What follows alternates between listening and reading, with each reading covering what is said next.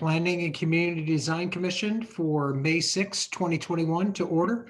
Madam Secretary, would you please call the roll? Rob Jurgel, Present. Carol Wagner, Present. Jody Rich here, Richard Brophy, Present. Ryan Lewis, Present. and Tim Spiegelglass. Present. Okay, let it also be known that City Council Member Missy Waldman is in attendance, as well as Staff Liaison Carlos Trejo, the Director of Planning and Community Development, as well as Dawn Doty, Senior Planner, and Bridget Waters, Administrative Assistant. All right, so thanks for everybody for being here and attending, and just to kind of give everybody a little bit of an idea of the procedures. We will have a time for public comments at the beginning as well as at the end. At this time, we do request that if you have a comment that's related to something that's on the agenda, if you please wait until that time, and then we'll ask that you we'll have a time for you to talk before any vote is given. We do ask everyone to be respectful of everybody's time, to be as concise as you can. And we do have to hold or limit the comments to no more than 3 minutes apiece. So I'll try to give a quick reminder, as it happens. So also a little bit of instructions for, how we go through these meetings. We will first go through old business items. There'll be a report from staff liaison. Then there'll be some discussions with members of the commission. Then we'll probably have some discussions with the petitioner, and then we'll bring on public comments related to that particular petition. Carlos, did I miss anything?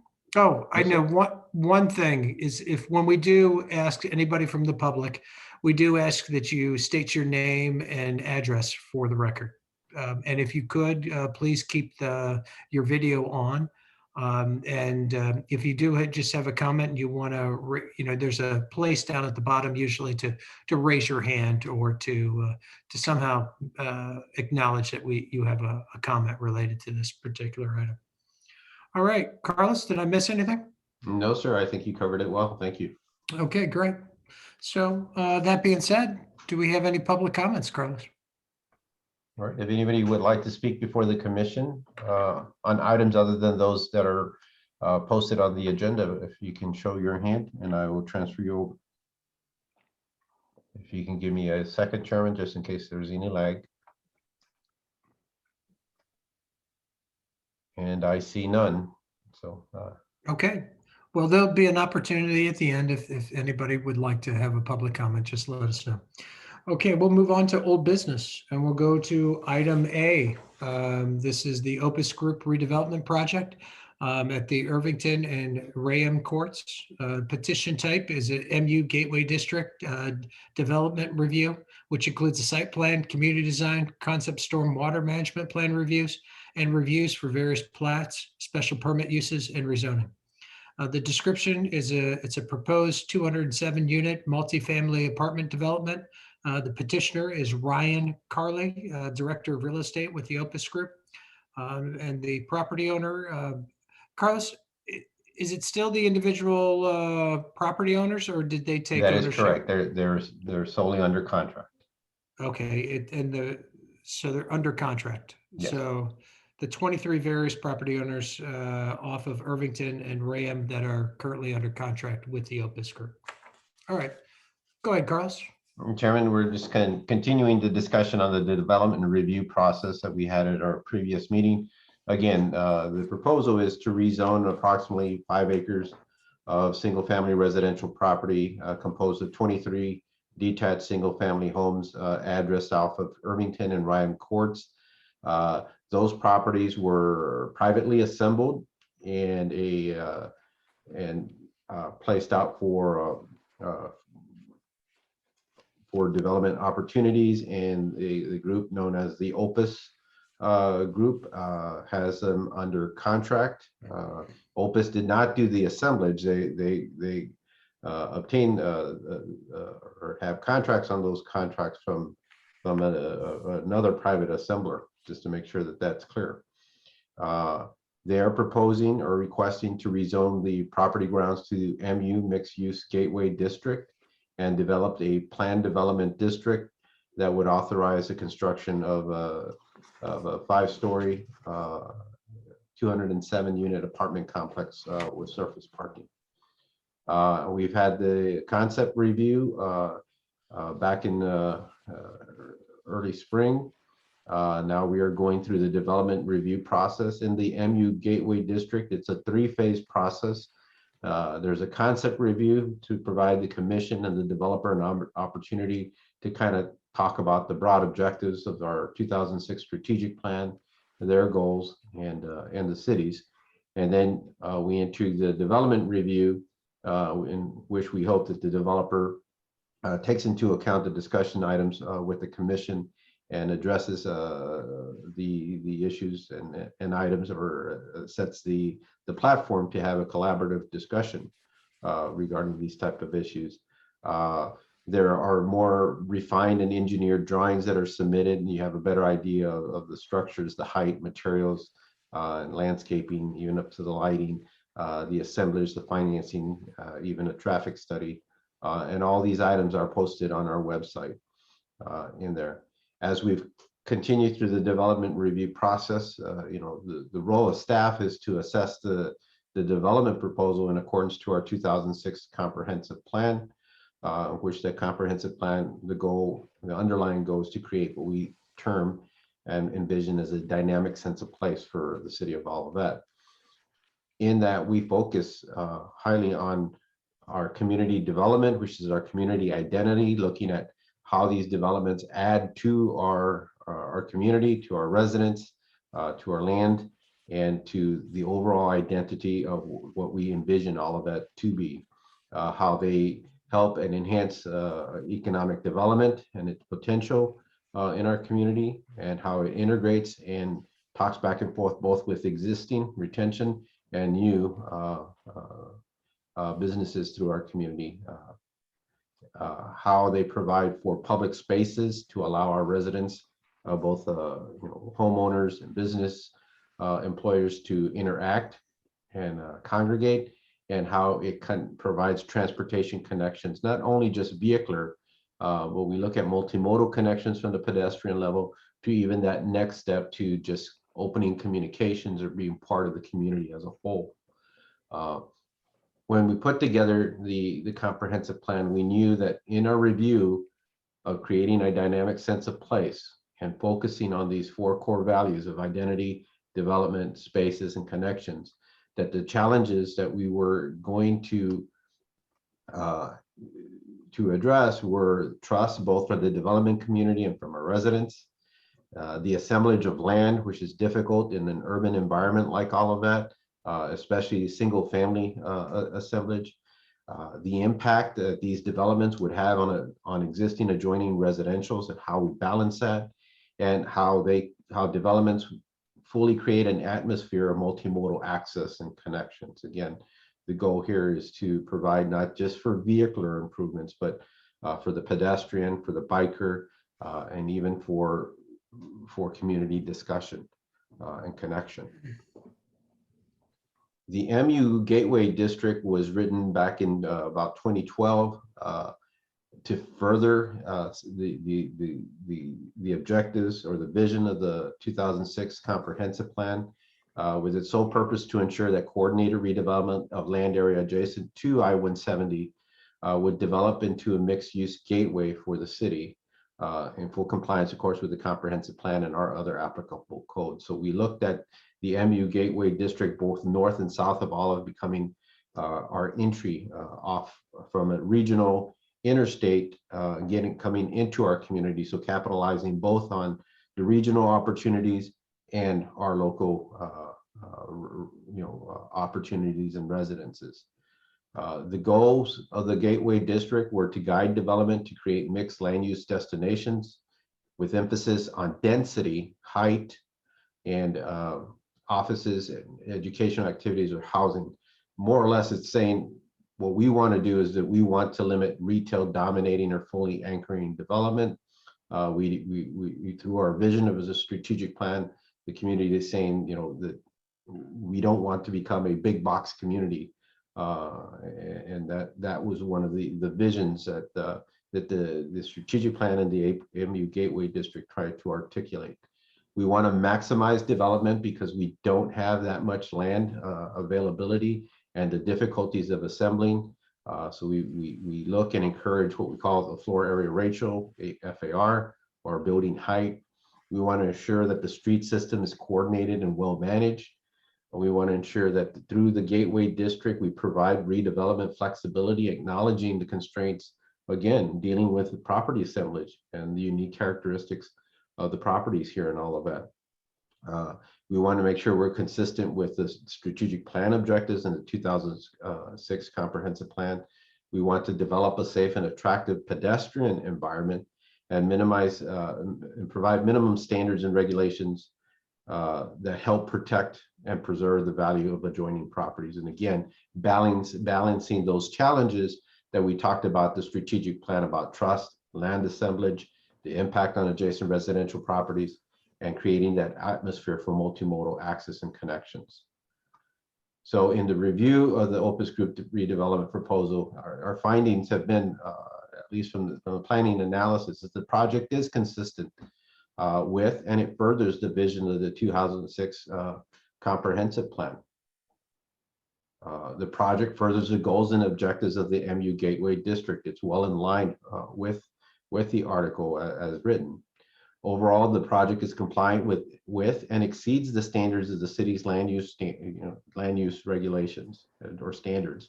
This includes our zoning regulations, our subdivision regulations, stream buffer and chapter management regulations, and our community design standards, including those for the Olive Boulevard corridor. There are a couple of variations that are being requested within this project, and that is in the number of parking stalls, which is consistent with our goals of minimizing over parking in there, and also on the unit size for the apartments. In this case, the minimum unit size under the MU district is 650 square feet. I believe they'll be short. I think the number was 625, and it's only for a couple of units. Their average unit size is over 800 square feet. And I'll note, when we reviewed the Oliver in the city center redevelopment area, their unit sizes were just a little bit over 500 square feet. So it's nothing unique or out of the ordinary. We looked at it in terms of the minimum unit size as opposed to the average unit size, and that might be something we want to take a look at in the future. But at this point right now, again, they have a handful of units that are under the 650 square feet, but they overall the development averages over 800 square feet per unit. The overall building height, while it is permitted by code, but it requires what I would term as some mediation in exchange for the excess height. So overall, the city allows a 45 foot tall structure within 10 feet of a property, but authorizes additional height to be requested. But in doing so, the city expects something in return to try to mediate that height. In this case, the building is 60 feet back.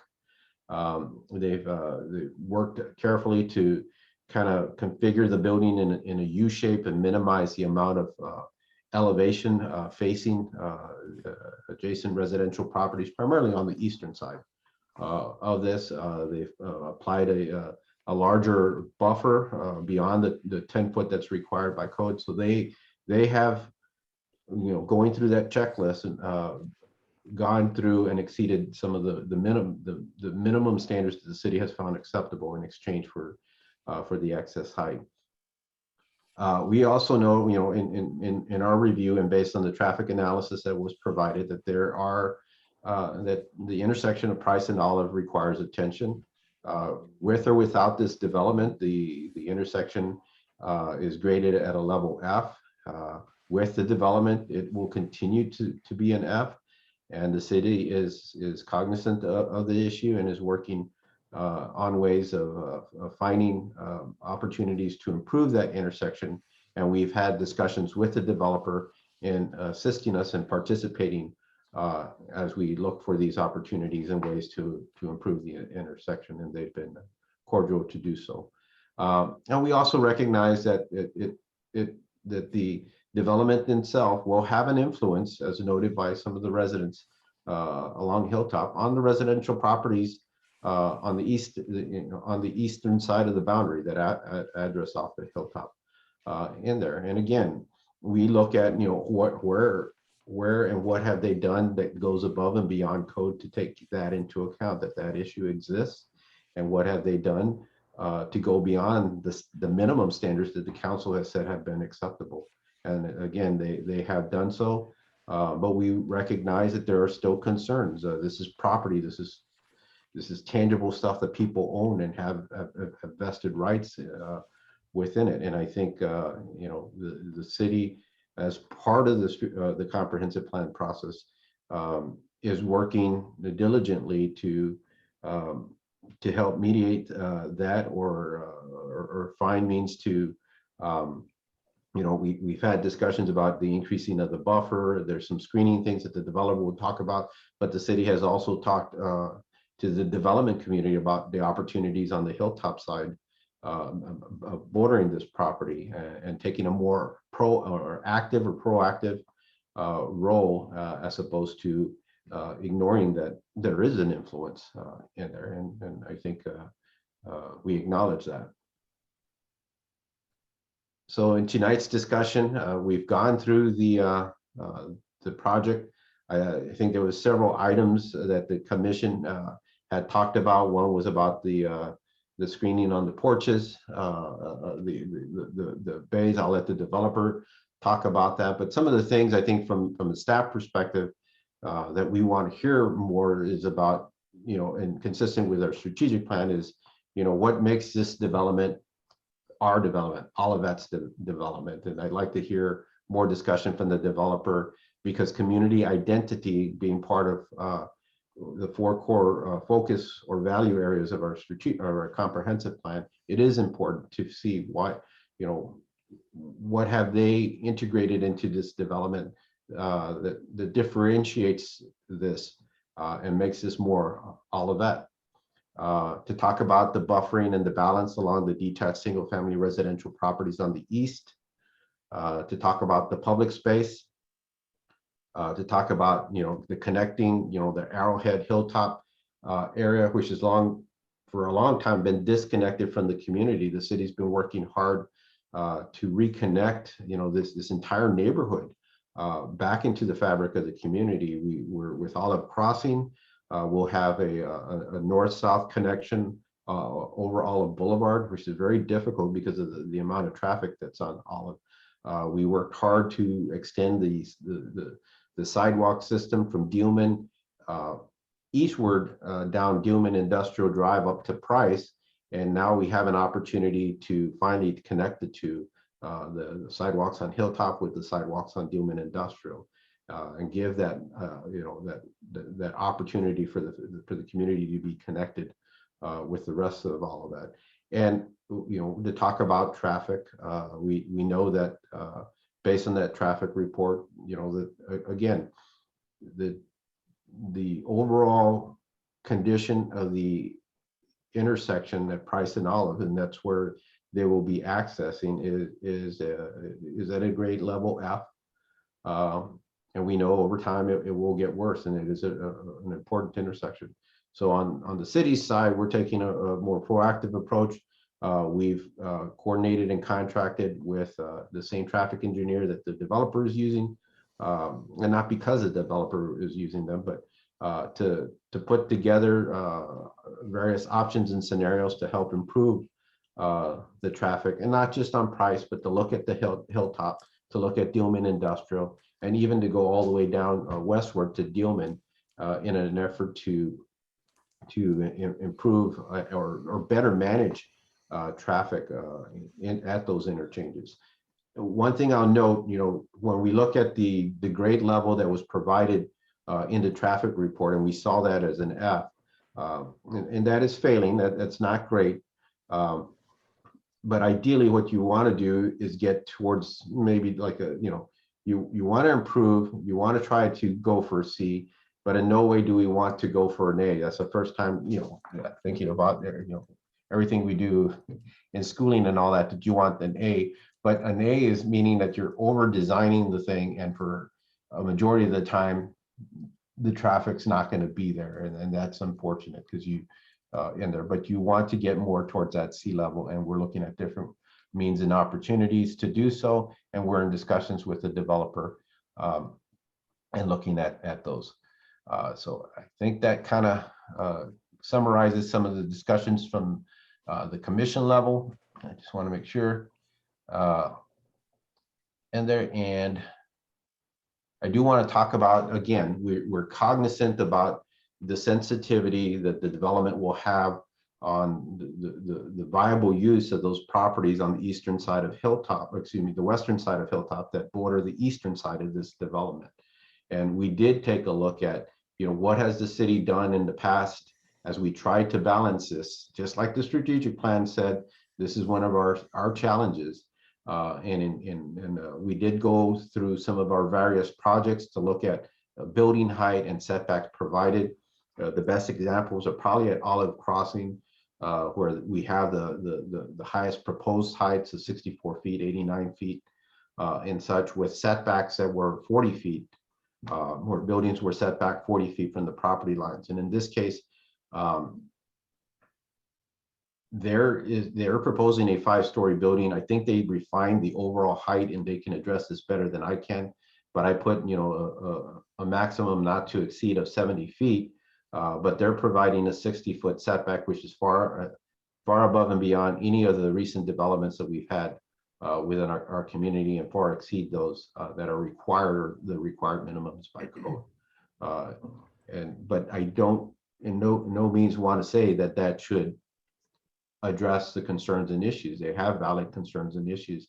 They have different activity and uses that are going to take place behind them. But our role is, as staff and the city, is to ensure that we acknowledge it and we try to mediate it as best as possible. Chairman, I'd be glad to answer any specific questions. Again, that was more of a global summary review as we continue this. And at this point, No, Carlos, that was great. And I really did. I'm very glad that you came up and did this last review of looking at these heights compared to, what was accepted before. I think that's very good. To make sure we try to stay as consistent as we can with things. Is there anybody else on the commission that has any questions or comments related to Carlos's report? None for me. Carlos, I think we should just bring on the developer, have him kind of summarize the changes. I'm sure some of us will have a few questions or comments for them as well. all right. Mr. Kelly and Mr. Carly, I'm going to promote both of you two first, and then if you can kind of direct me on the rest of your team that you'd like to have on. And I'm going to first also turn off stop sharing so people can see at least your team real quickly. Thanks, Carlos. Can you promote Gary Schuberth as well?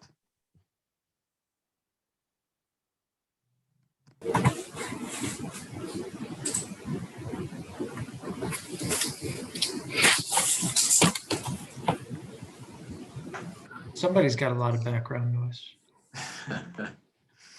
There we go.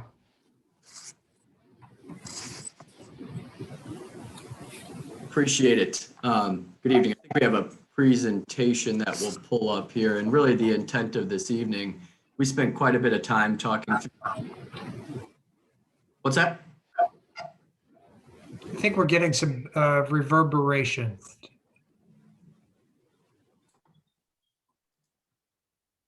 Is that better? It's much better. I'm not Okay, sure what great. you did, but it Yeah. worked. I think, well, the intent of this evening, thanks for the opportunity to present to you all again. We're excited to be back in front of you. The intent of and Joe, do you have the ability to pull up the presentation? Perfect.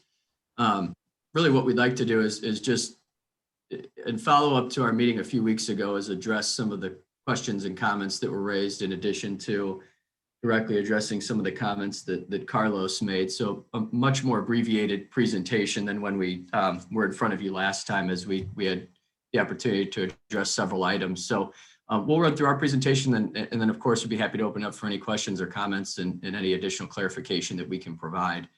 So really, if we can go to the next slide, Joe. Wanted to really start with our site plan. So the biggest change that we've made here that you'll note from our previous iterations is the moving the entry drive from Price, which we had previously showed as an alternate to that northern location on the northern end of the CVS property. We have had some successful conversations with, although not definitive, but successful conversations with CVS's external counsel.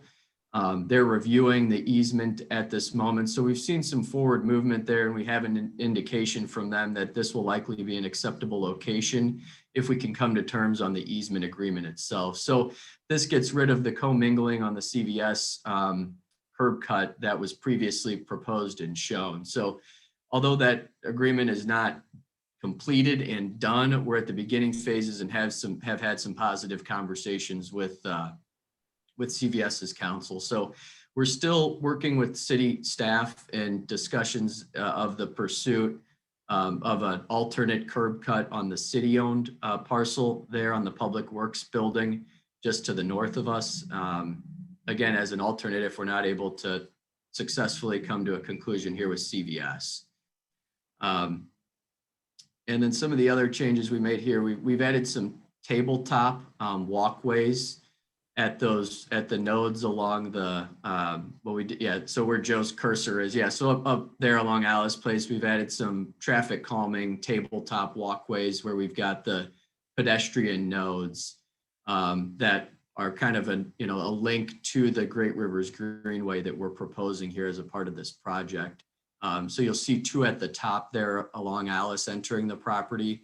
And then there's one as you come down right at Price and our curb cut. And then also if you're coming in off of Price, there's a tabletop kind of, right where Joe's cursor is there. And as Carlos mentioned, we did increase the buffer on the eastern property line. So that's now 19 feet. From our property line, from our fencing to where the properties are for those homes on the western side of Hilltop. There's a 19-foot buffer there, and the plan is to have, as we discussed in our previous meeting, significant plantings in that area to provide more of a buffer and a variety of landscape, including arborvitaes, which are a coniferous pine tree plant that when planted are about 8 to 10 feet tall and grow about 3 to 4 feet per year in the right conditions and can get up to 60 feet tall. So trying to take into consideration there the concept of really wanting to provide an appropriate buffer to the residential homeowners to the east of us and acknowledging that. And Ryan, if I may, a quick question. Yeah. What's the size of the height of the fence back there? What is that again? It's per code, it's 6 feet. Okay. And that's it's on the other side of the curb, and then there's the 19-foot buffer. So Understood. that fence is on the, right where Joe's cursor is at the moment. And what's the current plan for the design of that fence? Is it going to be opaque, transparent, partially transparent? Not transparent at all. There's some specific, I don't know what material it is. Gary, maybe you can describe. There's a specific material called out in the code that we're planning to install. And Carlos, maybe you know better than I do. Mr. Carley is correct. The code requires that they provide a screen, what we term as a screen wall.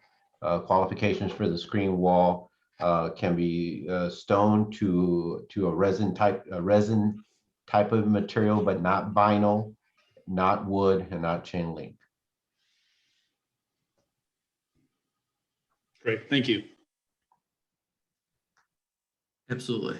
So I think And you'll see we've got our textured kind of different pavement parking texture to show where the main entry is here. And Gary, jump in here. I don't know that if I've missed anything. I guess, well, on the Alice public linear park, there is how we're referring to it. Carlos did mention we're in the process of exploring making that connection from Price to Hilltop. So we've got our engineer currently is in the process of completing their survey work to determine how we can accomplish that from a practical standpoint. So that's in review, and we've made the commitment to study that and move forward with that connection as well. And then also to address the Price Road and Olive traffic study that we had completed. There was quite a bit of discussion on this in the last meeting, and we do have Lee Cannon with CBB on as well,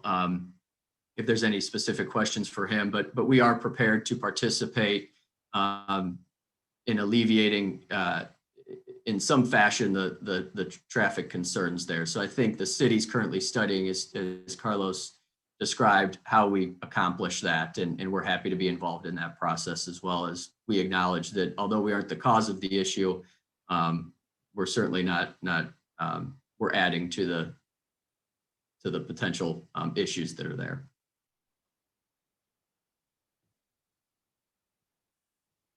I think that covers everything on this slide and the recent modifications that we've made. Gary, I'll turn it over to you to talk about the updated entry facade. This wasn't necessarily a comment from any of the commissioners, but through conversations with Carlos and city staff, there was a comment regarding having the entry be a little bit more prominent. So Gary will describe some of the features that we've implemented here to try to accomplish that. Yes, so as Ryan said, we were working with Carlos and just talking about the entry and the desire to make it a little more distinctive and stand out a little bit more. So we had that where the word name is. We had that feature before, but the niche behind it, we're going to do a wood type veneer product there that will be different than the wood where the word name is. That canopy is a wood material as well, but we're going to have two different tones of wood, but just kind of have that entry highlighted and differentiated from the rest of the balcony niche areas on the building with this wood product. We think that'll give it a nice warm look. We've also added bollards, low light bollards in front of the parking spaces on that sidewalk to provide a unique lighting effect at that entry. And then the pavement in front of the entry, we've got a different stamped concrete texture that's kind of bordered or bookended with another type of texture, within the planting median. So it kind of boxes in and makes its own unique parking pod with its own unique texture. The intent was to have almost a parking plaza kind of a look, a piazza kind of a look with that stamped concrete pavement texture. So between the pavement, the bollards, and this additional differentiation of adding the wood element to warm up the entry into that vertical element were the changes that we made to this entry feature element. And we think those were excellent comments from city staff. We think it certainly enhances the project and the entry there. And this is just a recap of the materials that we presented last time, but we have the two different colors of wood. We want to get a little more contrast in what we're showing here, but the idea is it's wood and warm, and we have a different element that's darker on the recessed area to the back, and then the canopy that sticks out in front would be a lighter, paler wood material color.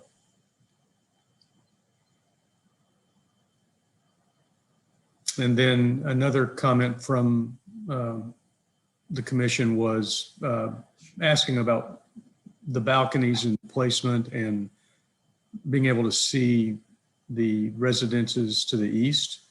And so we have not oriented any balconies on that east facade of the building. We have the two wings, it's a U-shaped plan, and those two wings that come between 60 and 80 feet of the eastern property line, we didn't intentionally did not put balconies there directly facing, so they face north and south on those wings.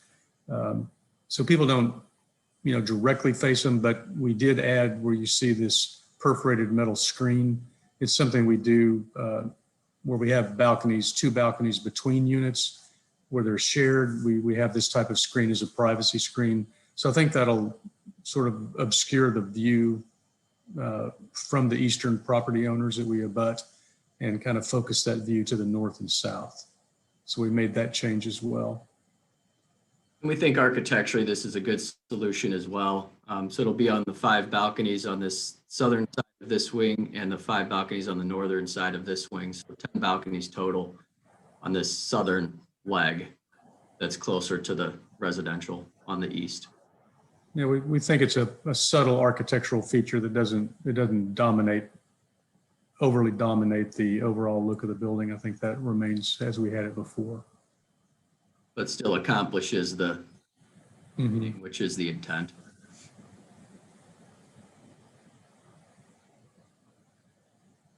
And then just as Carlos mentioned, we thought it's worth reiterating the city of Olivet has adopted a dynamic sense of place in its strategic plan. And these are the 4 main focus areas. And we feel that this development directly achieves all of those objectives through community development and housing mix. We're offering a mix of housing options and price points. And live, work, play. Residents have the ability to enjoy our resort style amenities as well as bike and walk to work and enjoy various social activities in the retail that's in the surrounding area.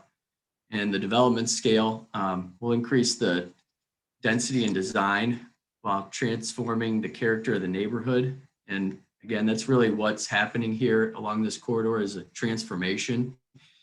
And of these 23 homes that are approximately 70 years old, with a significant portion of them being vacant, around 30%. So we're excited about the opportunity to really have an impact on that. And from an economic impact standpoint, as shown here, over a 20-year period, Olivet directly will receive an additional approximately $1.7 million in tax revenue, and the Ladue School District will receive approximately $4.4 million in tax revenue. And really between public spaces and transportation connections, that's really what makes this project Olivet and establishes community identity through the integration and encourage connectivity and activation. And we've got a really unique opportunity to do that here to connect this northeast quadrant that has previously really not been a part of the community from a pedestrian standpoint. We're hoping to change that, and through that in the Great Rivers Greenway, really promote the walkability and accessibility and activation in this area, and feel that this project, it's the right time for this development to continue that transformation and growth along this corridor. And it's right for the community and for the homeowners that we're under contract with, that have been in this position so many times before with other proposed projects. So that concludes our presentation this evening. We're happy to answer any questions.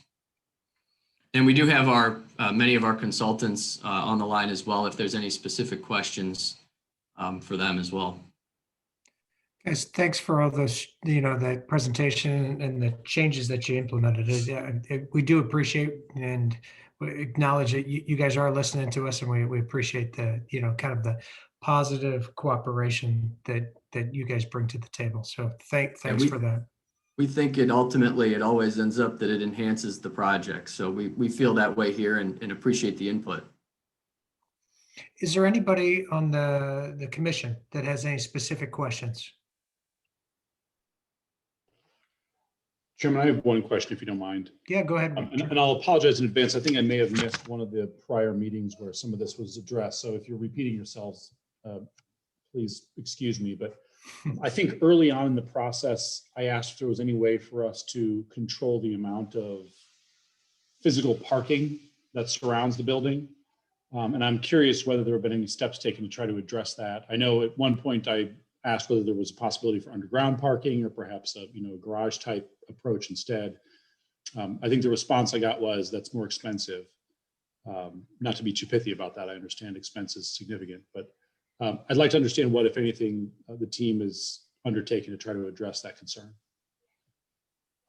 Yeah, certainly. I'll take that one. So we were thinking that early on in the initial precursor meetings, on the concept review, that before we had defined our topography, that we may be able to take advantage of some potential tuck under parking, but the topography did not lend itself to an easy solution for that, to provide tuck under parking. And then through conversations with the city staff, and it was determined that structured parking really wouldn't add any value, because it would result in greater overall density on the site. So that was the conclusion that we came to. When you say overall density on the site, help me understand that a bit more. With a structured parking garage, there's just more structure on the site in addition to the vertical apartments that are proposed. So it would result in more vertical structure. Ryan, I think you mentioned one of the meetings before that if you went with a structured parking, the cost, that would be incurred for that would require potentially higher buildings, more density, to make those costs balance out. That's Was that absolutely correct? right. That's absolutely right. Yeah, you have to offset the costs. And I know this isn't the answer that necessarily the commission needs to be concerned with, but to have a viable project to move forward with it, it has to make economic sense. And for us to consider or contemplate below grade parking or structured parking, we have to offset that in some fashion. And that would come in the way of additional units, greater height, more density from the overall apartments themselves to offset that cost. And we feel it's perfectly appropriate for this type of development on 5 acres in a more suburban environment to have surface parking. So just to I remember when at our first meeting, we talked about the topography and that there was we thought a 10 to 11 foot drop, from the north to the northwest to the southeast. And that might have lent an opportunity to do tuck under parking. But when we really got into grading it, that differential really ended up being about 4 feet at each end of the building. So it didn't naturally lend itself to just, tucking under the building without a lot of ramping and things like that, might create more parking structure on the site. So if I may, help me understand, there's a development in Creve Coeur just down Olive on the other side of Lindbergh. That is a large apartment complex that also has, I think, 2, 3, or 4 level of parking structure associated with it. How were they able to make financial sense out of that in that kind of project a couple of miles away, but we can't do it here? What's the difference? I'm not able to speak to that project specifically. I don't really know the specifics of that project to be able to talk to how they underwrote it. I know we have 5 acres here. I don't know that they had the land available to provide surface parking there. I don't believe it's as large as we have here, and I believe they have more units as well. So tough for me to speak to how they were able to underwrite and justify that. Richard, do you know the name of that development that you're speaking about? Is that the Vanguard? Yeah, it is the Vanguard Vanguard. Heights. Yeah, Vanguard Heights. Yeah, I'm certainly aware of it. I just can't speak to how their financial approach.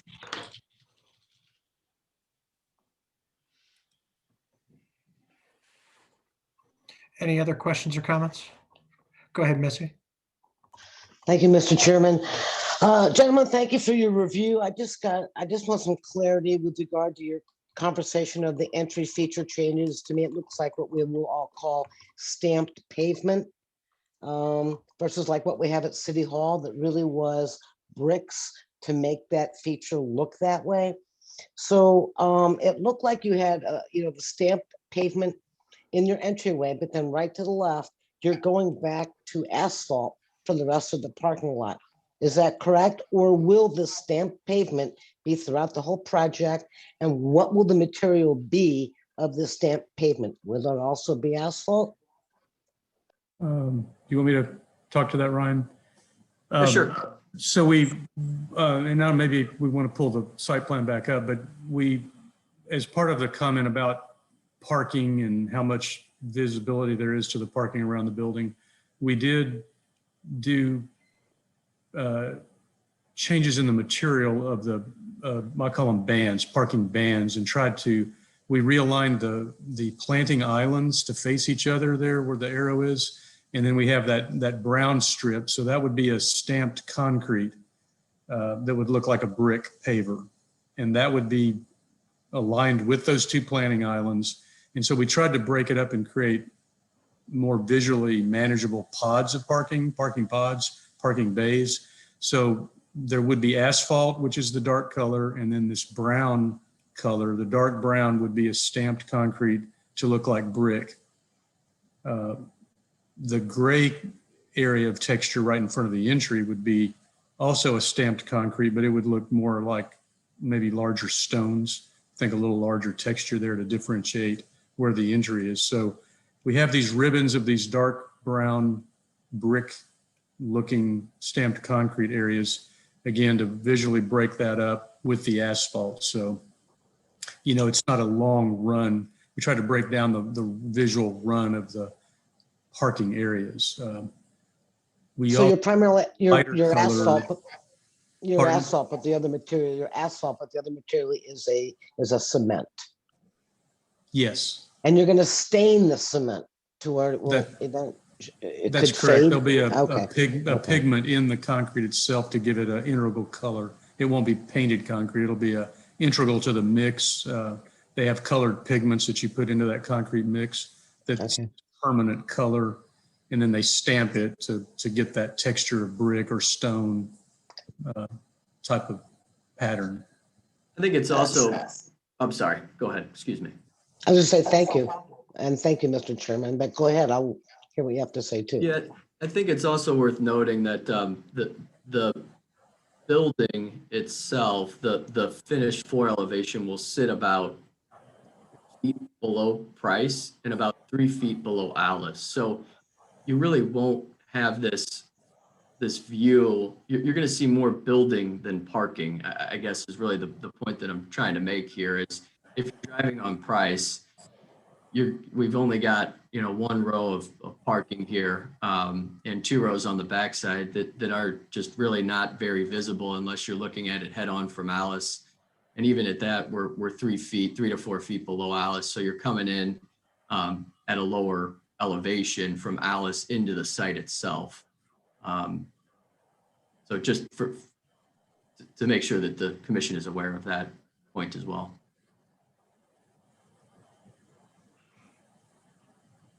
Anybody else on the commission have a question or comments? Mr. Chairman, I have one more question, if I may. Go ahead, Richard. Another area I'll say of concern for me is the relatively monolithic nature of the building. I've taken an opportunity to look at a number of different of these kinds of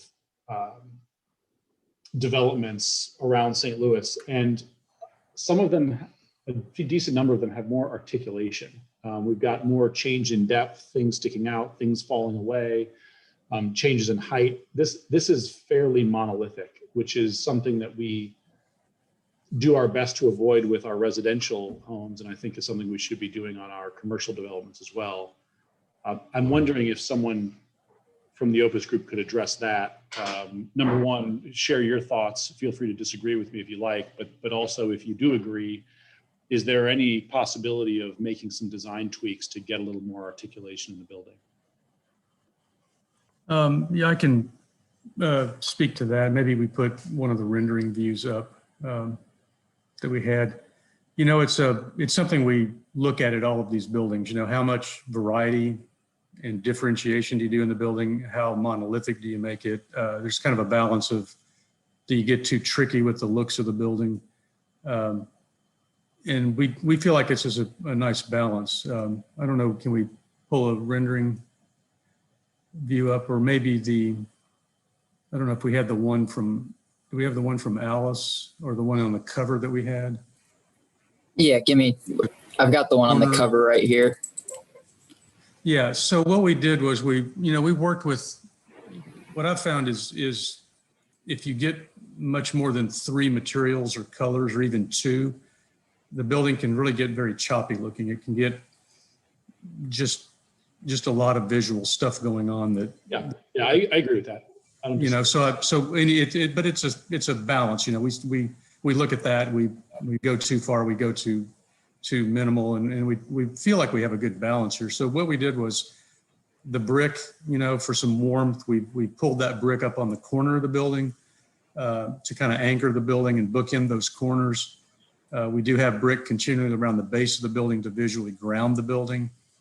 And then we have this white material with these kind of 1x6 kind of heavy batten looks on the light white color.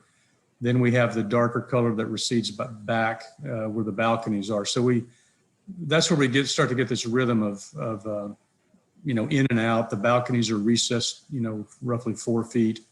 The dark material is a dark color. That's visually recesses to kind of further emphasize that depth. If you notice to the left side of this rendering, we have that blue color. We have an accent color. So as you travel around the building, you start to see that blue pop out at, it's a small amount when you look at it from one angle. As you get closer to it, it starts to get a little larger, but it's not an overwhelming color. We didn't want, say, where these dark gray areas are with the balconies, we didn't want that much color. Felt that would just be too much. But I think it's a nice kind of splash of color. It works with movement around the building. So we thought about that and changes how you look there. Also, the building, while it's just, I see what you say about the same kind of stuff going on around the building. The building does, though, have an interesting shape. There's not too long a run of a building before it bends or it angles. So you don't take in the whole building at one time. Especially the courtyard, has got a pretty dramatic shape, I guess, to the building when you look at it from that end. What you see here is roughly a 65-foot wide section of the building before it starts to break with the courtyard. So that's the kind of things we looked at and believe it's a nice balance. We also didn't want to do too much with the roof line. That this height of a building didn't feel like it really warranted a lot of fancy cornices or pop-ups and things like that. That the in and out of the balcony provided that profile to the roof line that we felt was enough, to provide some interest up there. So we think it's going to be a very dignified building, building that'll stand the test of time and not, be with any overt faddish, overly contemporary elements that'll kind of maybe look dated, over time. That it's just we feel like it's a nice, dignified statement of a building, and tried to find that balance. Would you mind going back a couple slides to the view of the front entrance? Mm-hmm.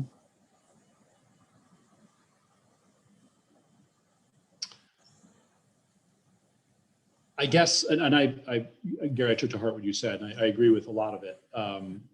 I'm left, however, with the impression that looking at this right here, it is still fairly monolithic. And I guess my question is the Opus Group willing to consider making some changes to this design to create some variation in height, to avoid some of the repetition that appears throughout the building, to just soften it up a bit and make it look a little bit less like this monolithic block that has been plopped down. I realize there's some depth changes and things like that. I get that, I hear you. Mm-hmm. But it seems to me there could be more done. And based on my review of some of the other projects in the area, I see those, and I certainly don't suggest that we should do something that is faddy, but at the same time, I think there's some things we can do to break this up a bit and soften it and articulate it a bit more that might be welcome. So what are your thoughts on that? Well, I suppose if you were saying, what can we do to this entry area to differentiate it more, so it's not all part of that, maybe that same look.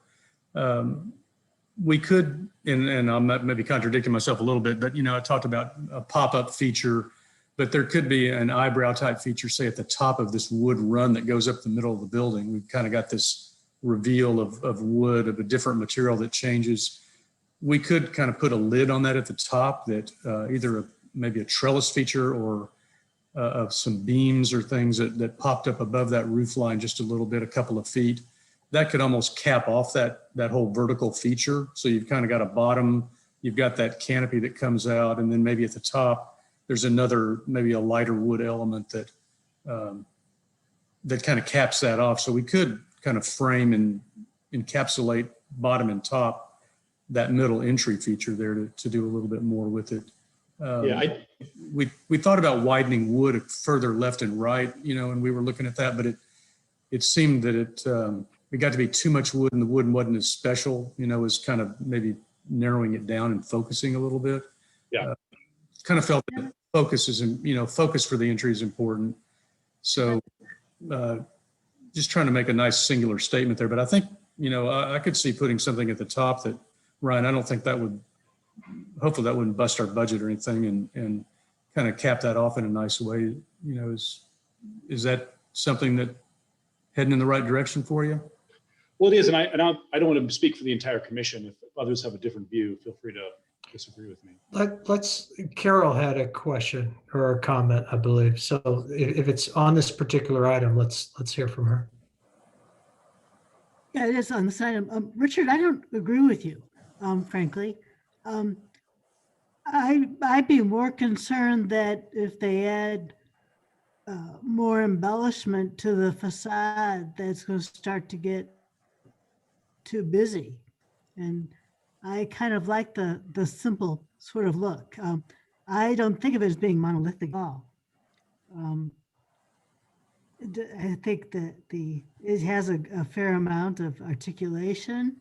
It has, changes in the facade itself.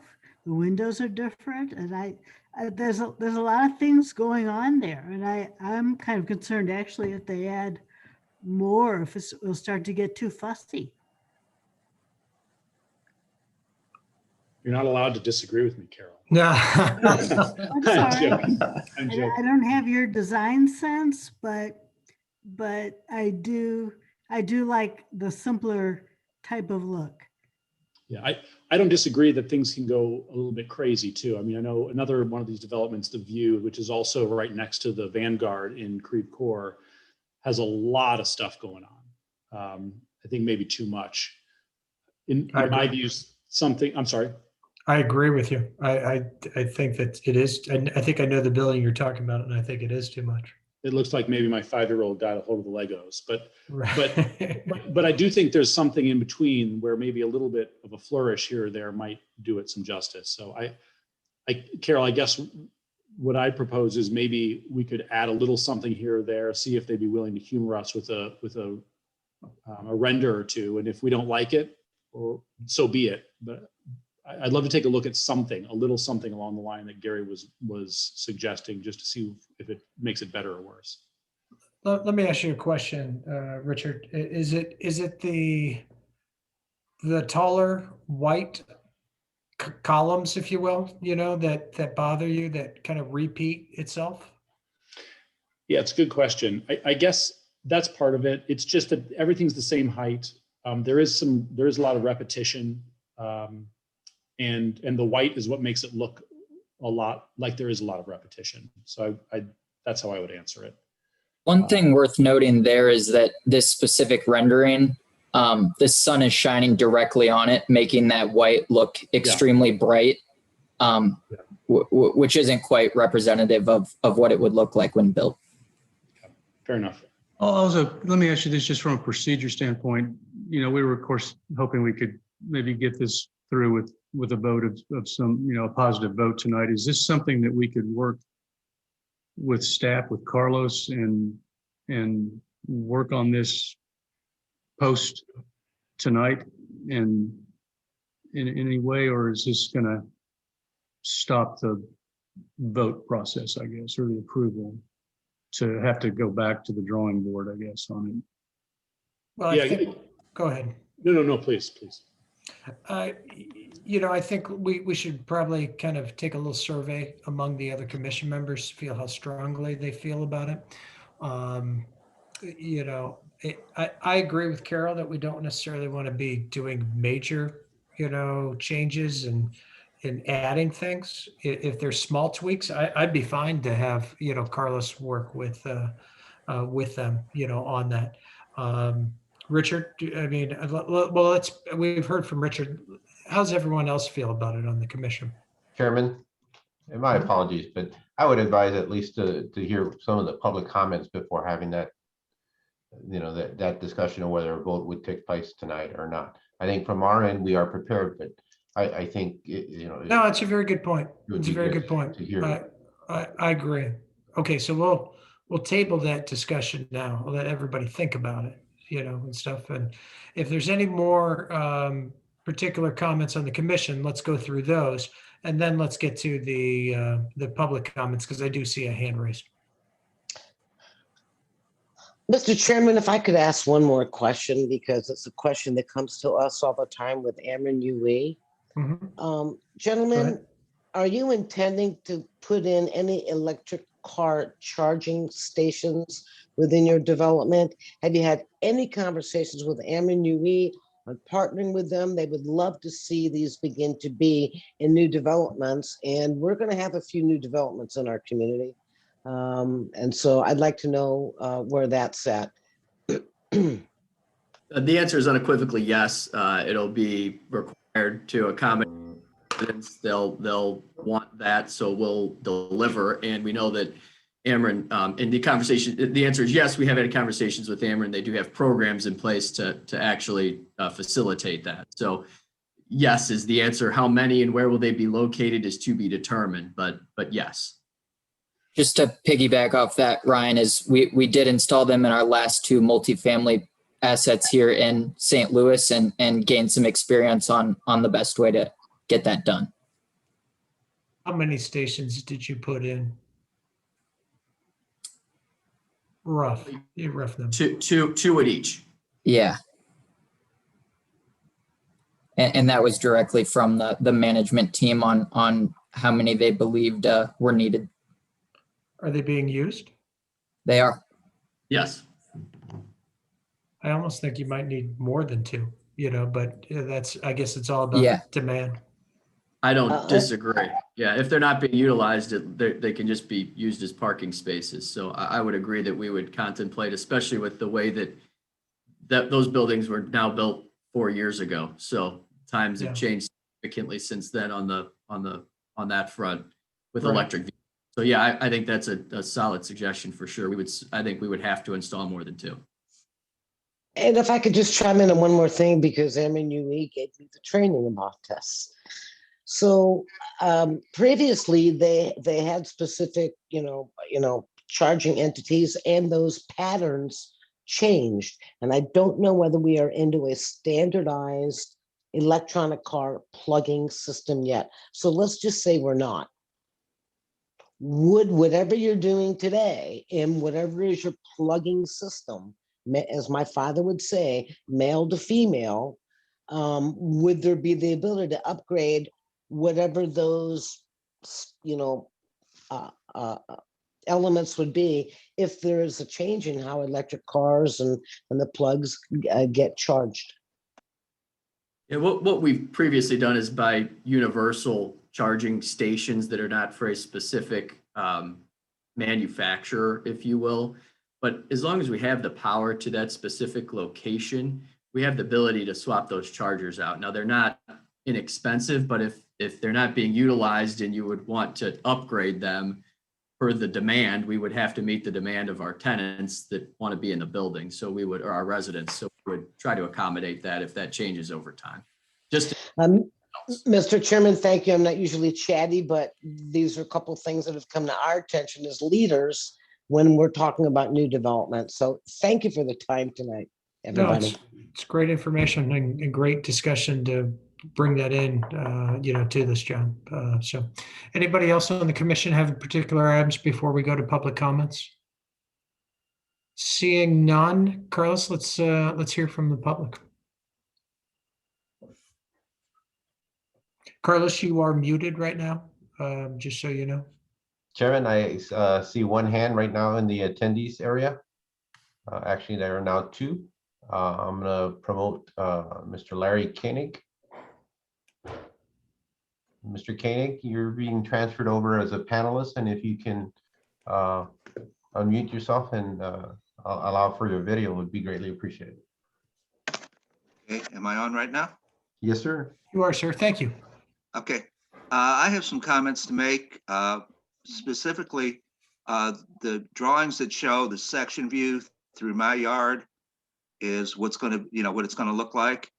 And one of the concerns I have is it shows the grade being raised at the building level approximately 7 feet at that area. If that grade is raised that high, anybody standing in that building will only, their feet level will only be about a foot or two below the level of my 6-foot high fence. And I'll have a direct view into my yard. I will have no privacy that way. The other issue I have too is the tree they show there is 20 foot tall. I'll be dead and gone before the trees they plant are 20 feet tall over there.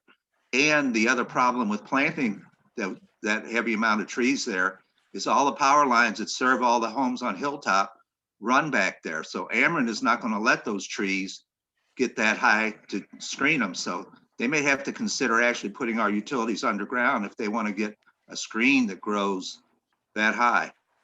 I would like to extend an open invitation to any member of the Plan Commission who would like to come out to my house and see what the view I would have from my yard and see how close things really are.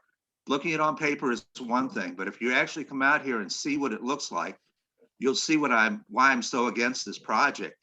60 feet from my fence is not very far. And that's a big, tall wall that I'll be staring at. And I don't feel I'll have any privacy if they're raising the grade 7 feet at 60 feet from my fence. Everybody will have a direct view into my yard. Sir, which section are you at? Just so I can follow along. I think it's the AA. AA? Okay, thank you. Carlos, can you pull that up and maybe we can, Yes, sir. Give me a second here to.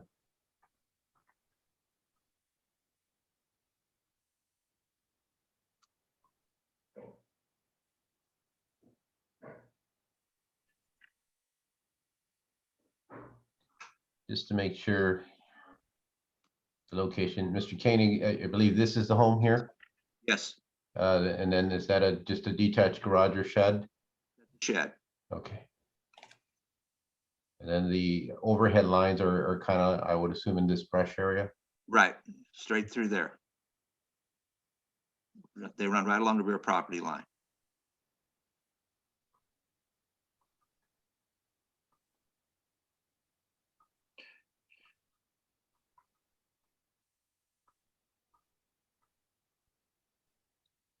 are they right on the line or are they on your side, Mr. Koenig? I think the poles are right up against my fence. Okay. So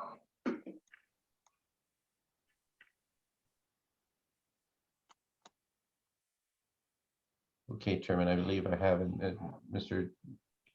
If you could zoom in on that, that'd be great. And I apologize, Mr. Koenig, you said which section were, AA, was it BB? no, AA.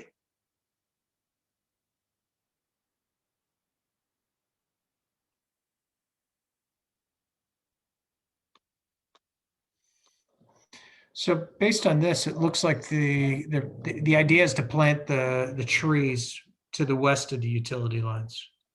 So there'll be some impact. I mean, there's no question of what Ameren might require, and I think it might be good for the developers to kind of have that contact and discussion with Ameren about that. Sorry, everybody. My dog is acting.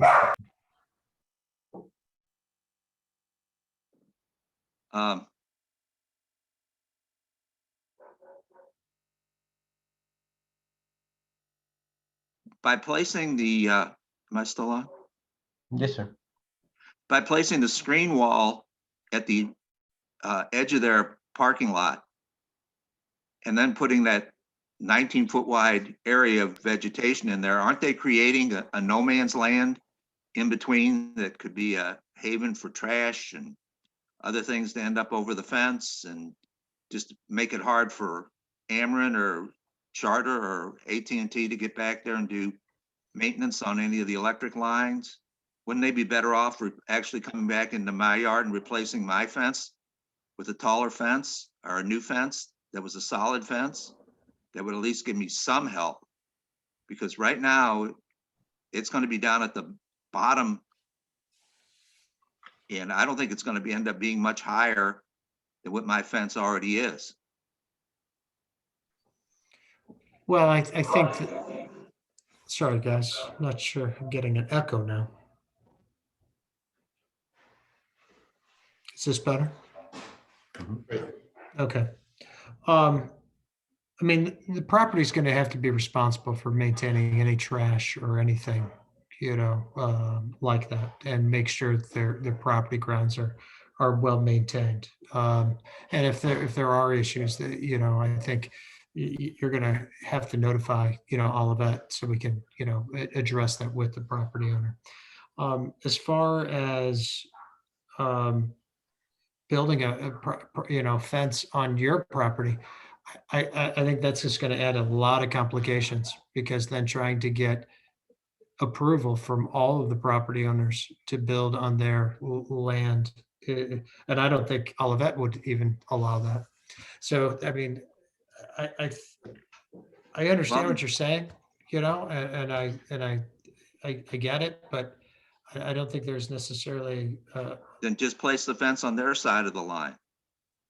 I mean, that's, if they don't want to come into my yard or go into my property, then set the fence so it's right up against my fence. And Chairman, and if I can kind of intervene, and this is an assumption I'd have to verify with the developers or the petitioners on this, but the intent, I think, was more of a courtesy of flipping and providing the landscape improvements to the adjacent properties. In our discussions, and again, we talked with them about trying to balance and mediate these issues, was providing while the value of the landscaping would enhance, their view for their residents, we were concerned about the adjacent property owners in there. And I think Mr. Koenig brings up some very good points.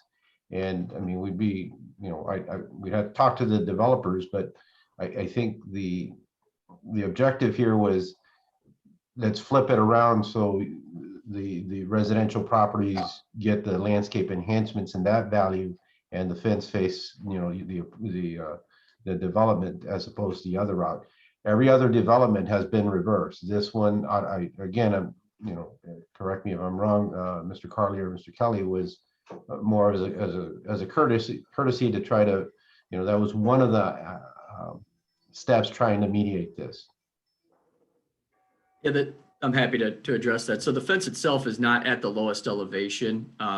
There's a lower elevation there between in that 19-foot section where the property line is. The fence is actually up at the curb line, set 2 feet off the curb to allow for overhang of cars. So the fence itself will be at that, I guess we could call it higher elevation, not at the lowest elevation there. And then we did provide a 19-foot setback.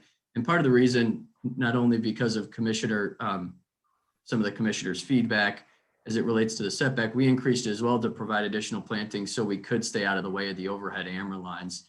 And we would be 100% responsible for maintaining the landscaping back there, ensuring that there's no debris or trash or buildup. But we would maintain that those trees will be planted at, I think it's 6 to 10 feet initially, and then they grow at 3 to 4 feet per year. So that 20 feet that's shown there in probably approximately 3 to 4 years will be at that height post initial planting, at least for that type of arborvitae tree that grows at a pretty solid clip. And that was the intent of us planting those trees in that specific area, was that they do grow quickly on an annual basis. What's the approximate, the height that you have with those trees now? What height are you going to be buying them at, and how fast are they anticipated to grow? We'll buy them at 6 to 10 feet, and they grow 3 to 4 feet per year in appropriate conditions, which will ensure that they are.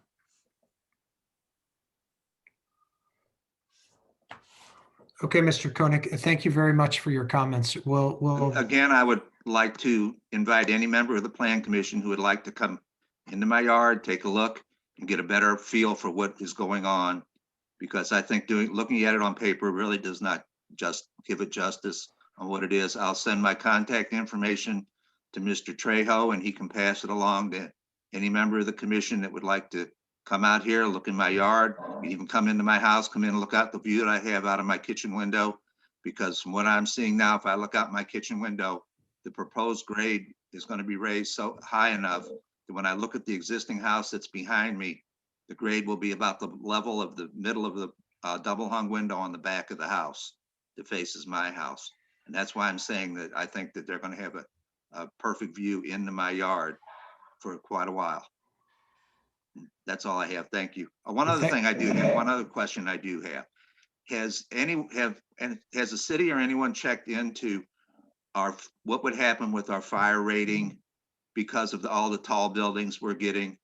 I remember several years ago when there was some discussion about tall buildings, and one of our past fire chiefs had said that if we get too many tall buildings, the group that sets our insurance rating would say we would need to have our own aerial ladder. We could not rely on mutual aid to provide an aerial ladder because of the density and the number of high-rise units and the uses of the units.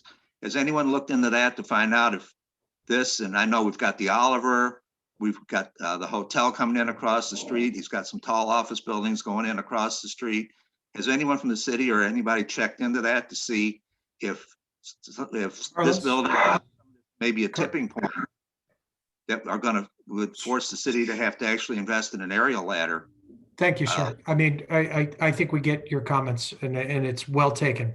So I'm just going to ask Carlos. Carlos, I know the fire chief has looked at this site and has discussed, the perimeter roadway around the building.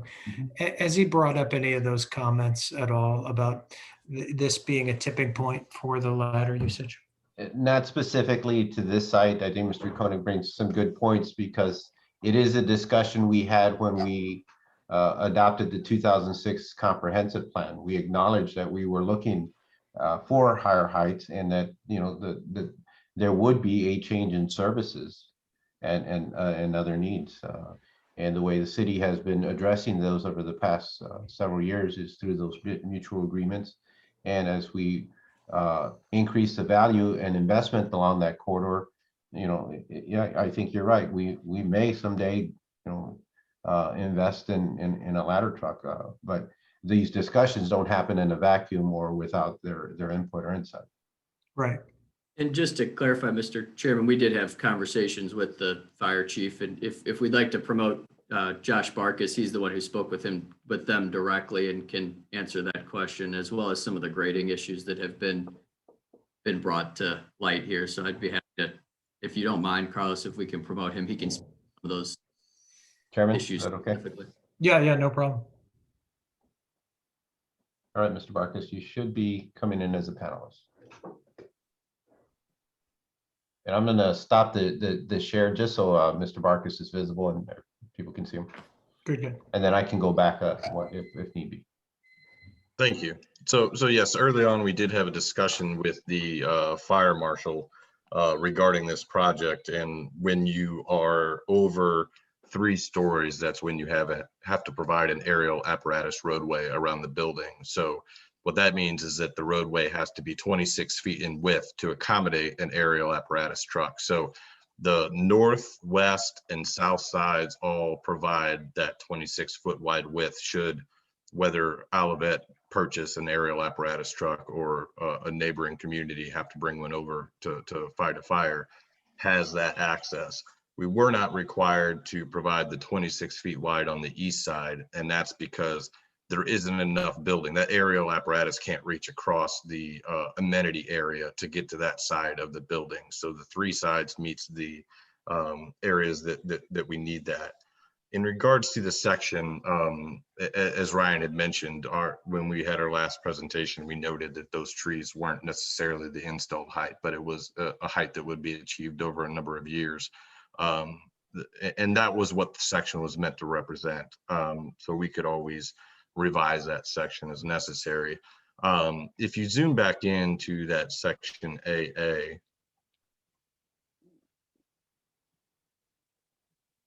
so again, with the comments we heard in our concept reviews, we provided this larger buffer, and you get the 6 foot high screen wall is required by code. And as I understand the code is that you're to provide that landscape buffer on the outside of that as well, similar to what we're doing to kind of soften the view from the neighbors in any instance. So the 19 feet allows us more, and Ameren will review our drawings, and we're in discussions with them about providing service and what needs to be done with that. So again, I think there's understory trees that we don't represent in this section, and keeping in mind that we don't want 60-foot trees growing right up underneath the lines.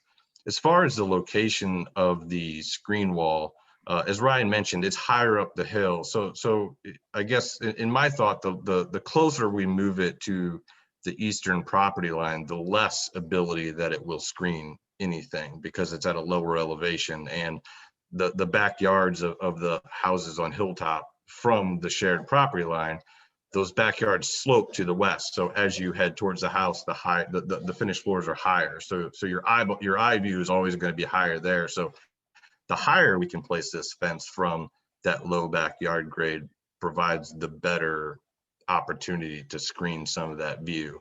And while in some locations, our new finished floor is 7 feet above some of the existing grades, in some instances it's not as well. So you know, the subdivision right now has various backyards and the street sloping. So there's different grades throughout, and locally at some points we are higher. But again, that's why we pulled our building back away from that property line and provided more screening along that eastern boundary to help soften that view. Thank you. Thank you, Josh. Okay, Carlos, I think we should hear from the other person that has their hand raised. Thank you, Mr. Koenig. We appreciate your comment. Okay, thank you.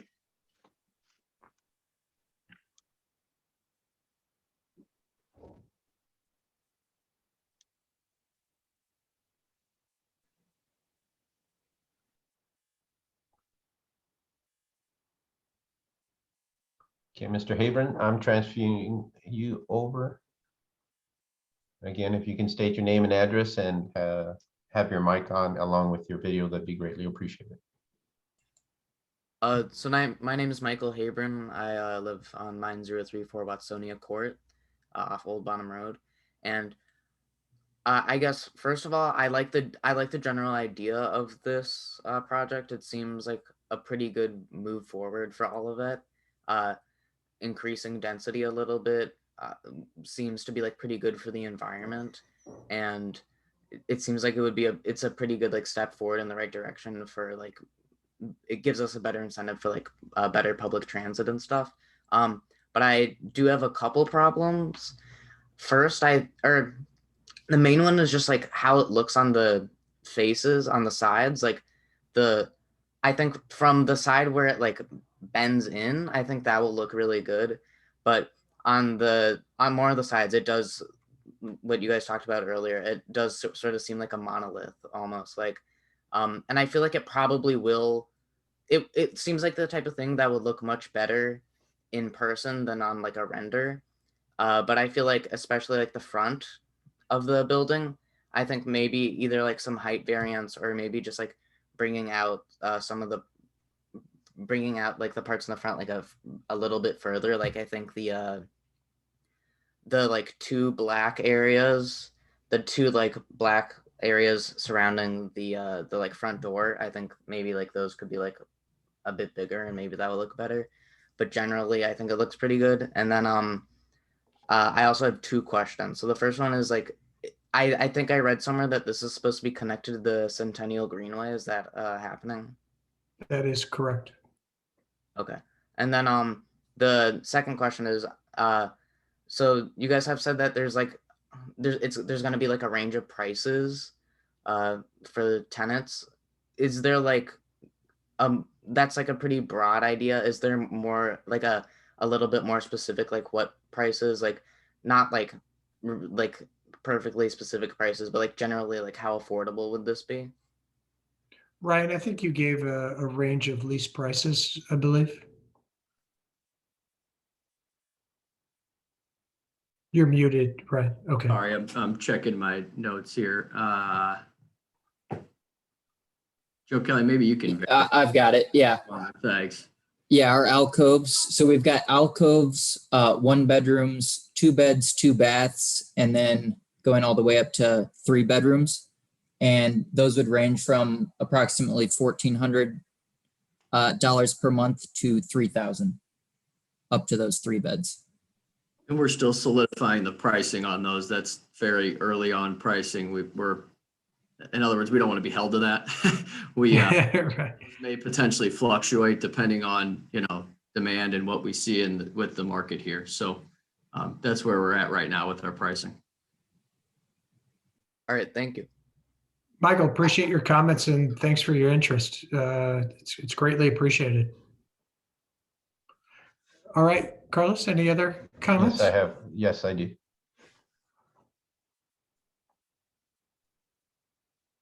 Ms. Ragsdale, I'm going to promote you to panelist. And again, if you can state your name and address and turn your mic on along with your video, would be greatly appreciated. Sorry, it's kind of dark. I'm in my car. But I wanted to just take a moment. My name's Laura Ragsdale. I live at 1130 Irvington Court in the proposed development area. And this is third or fourth time I've attended one of these meetings. And I just think that the Opus Group has done a really good job addressing concerns from residents and the surrounding area and from the commission. And so I do appreciate that. And I think that the renderings look great, in my opinion, compared to some other apartment complex type buildings that are in even neighboring communities. I think it's very nice looking in general. And the only thing I would like to do is encourage the commission to please take a vote on this tonight. As a resident, a lifelong resident, I lived in Olivet in that area my entire life. This is the 5th time we've gone through this, and so many of us are just ready to move forward and to get either on with our lives or have the process, be told like, nope, this isn't going to happen, so that we can make plans and make decisions and fix things and repair things and not have our life on hold any longer. So thank you. Thank you, Ms. Ragsdale. Appreciate it. Carlos, do we have any more hands raised? I don't see none. And again, if anybody would like to address the commission, if you can show your, raise your hand. It's typically on the lower left corner of the monitor screen. Right centered in the bottom. I see none, Chairman. Okay. So after those discussions from the public, does anybody on the commission have any more discussion that you want to have regarding those items?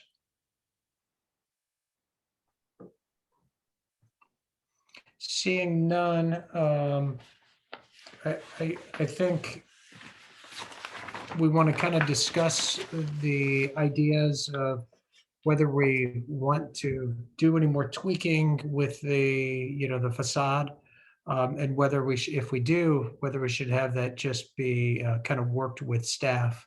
I'm fine with that as long as we keep it to minimal items. Rather, if it's a complete redesign or if we're talking about major work, then I don't think we should even entertain that. So I'm kind of looking for some thoughts with the other members of the commission to see what kind of your thoughts are with that. Go ahead, Carol. Carol, you're muted. Yeah, sorry.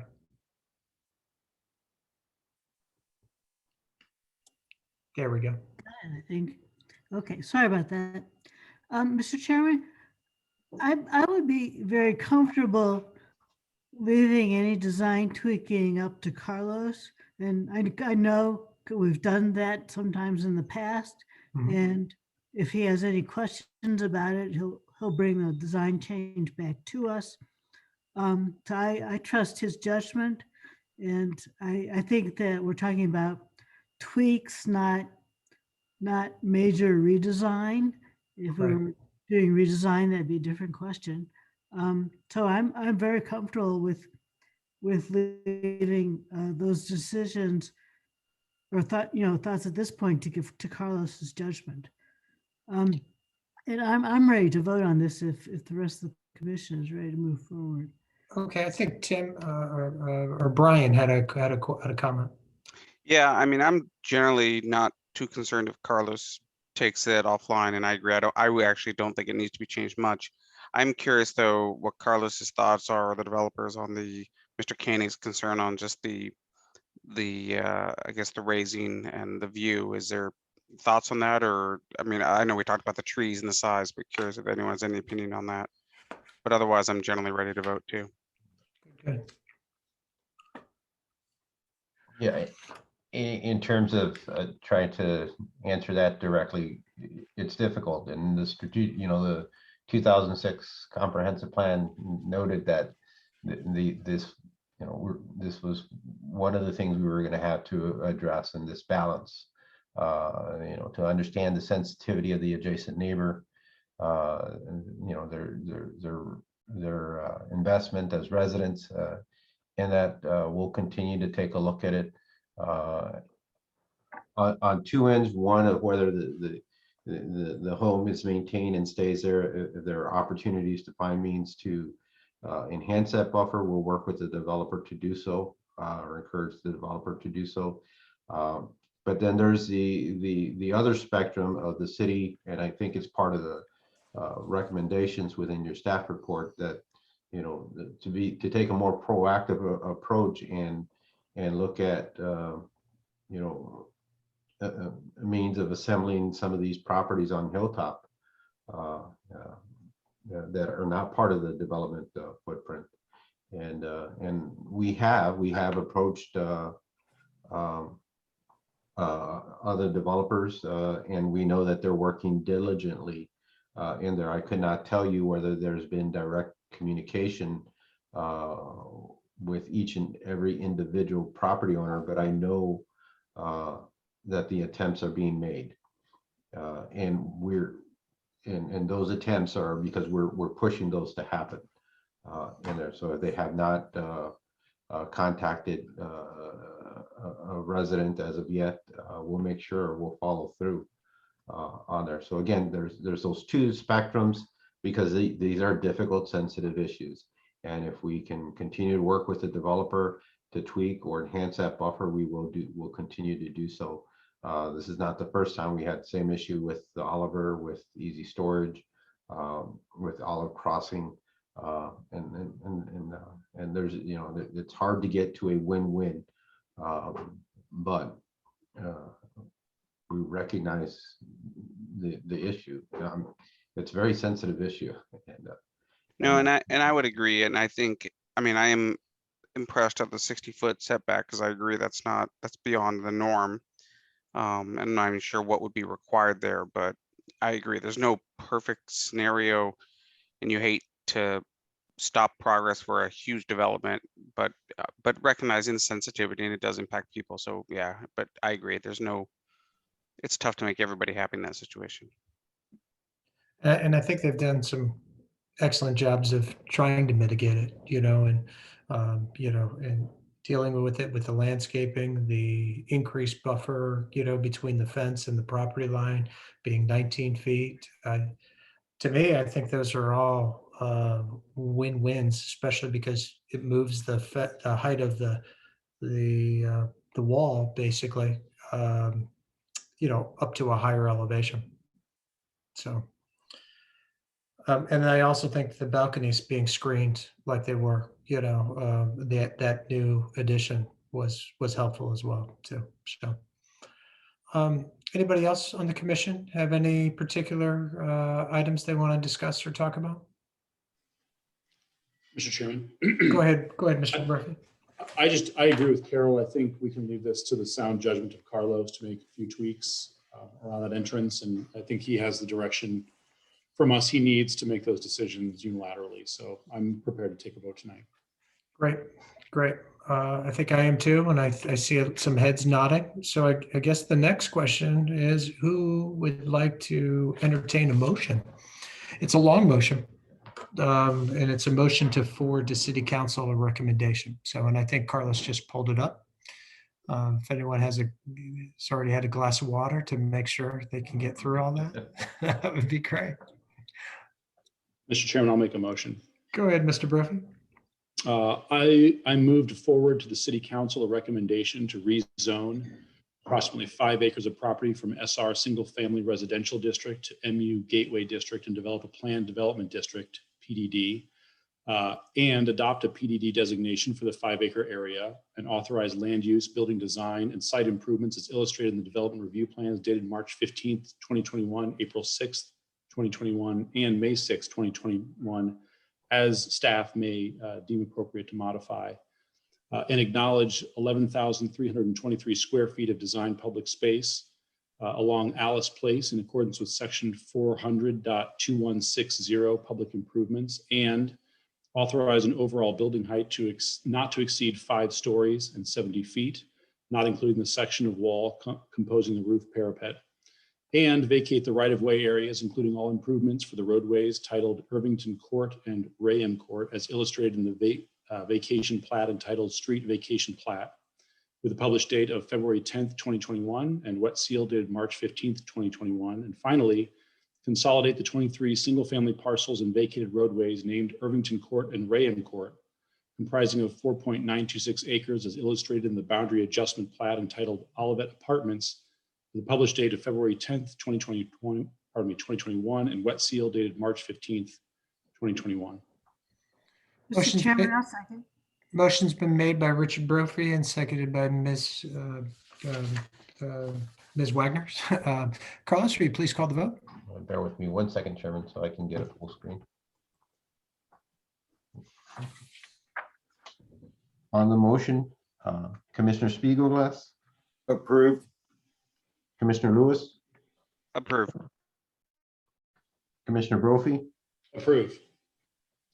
Commissioner Rich. Approved. Commissioner Wagner.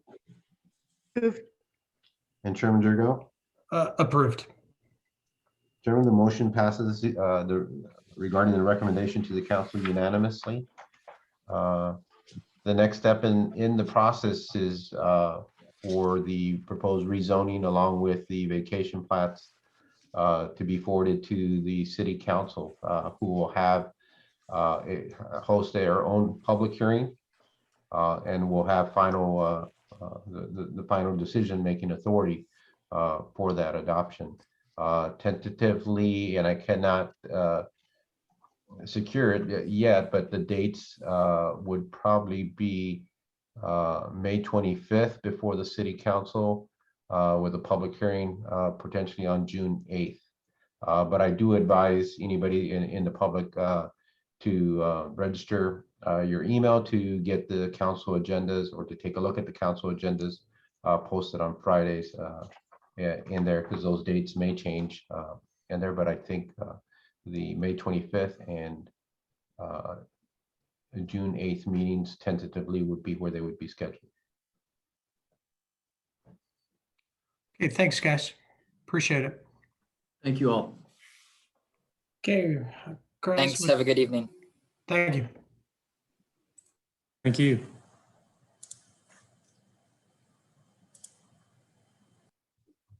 And Chairman, again, if I can just have a second as I transfer people back and forth.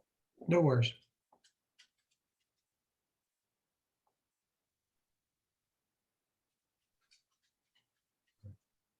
And Chairman, I do have one hand up. I'm assuming a public comment regarding this. Is that something okay? Yeah, let's go ahead. All right. Ms. Ragsdale, I am going to promote you back to a panelist. Hi again. I just want to thank the commission for at least taking a vote on it tonight. And now I know that it is going to go to the city council, and at least that can help alleviate some of the stress of some of the residents. Because I get phone calls every week because I used to be the trustee of the neighborhood. And so every week it's like, do we know anything? Have you heard anything? So at least I can pass that information on, that it was approved through planning and zoning tonight, and it will be going to the council soon. So thank you guys for that. Very good. Thank you. Thank you.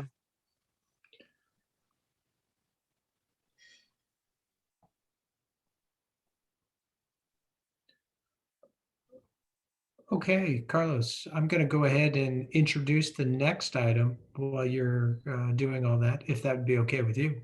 Yes, sir. Okay, so old business, item number B, this is 4 Planters Drive. Petition type is a site plan, community design, and concept stormwater management plan for a new single-family home, which was previously approved on March 8th, 2018. The petitioner is Gregory Carl. The property owner is Gregory Carl as well. Carlos? Chairman, you have the staff report reflective of this petition as it is. It's been previously approved. There are no significant changes from the last approval. We have a condition in the code that if you do not pull a building permit and commence construction from within 1 year from the date of the commission approval, it becomes null and void. Working with the petitioner, which is Mr. Carl, he reapplied, and I think he is set to go. And in doing so, we treat this application or petition like we would any other petition. We requested that the petitioner reconnect and inform the subdivision and their trustees to make sure that they're aware of it. And I did receive a copy of an email, and that is part of your packet. And we go through our review to make sure it is consistent with any recent changes in the code, whether they be from zoning and site planning, because it does go through site plan review, community design, part of chapter 425, and then our stormwater management practices. And we still find it consistent. There hasn't been any significant changes. You have all the packet of all the elevations and layouts, and I'll be glad to answer any questions on this in there. And again, the goal here is we're treating this petition just like if it was a new submittal in its assessment, but it is reflective of what the commission approved a couple of years ago. And of course, we also have new commission members that might not, have been involved. So, trying to bring them up to speed. Carlos, is there anything you can point out if there has been any changes, for all of us that have been, that have looked at this before?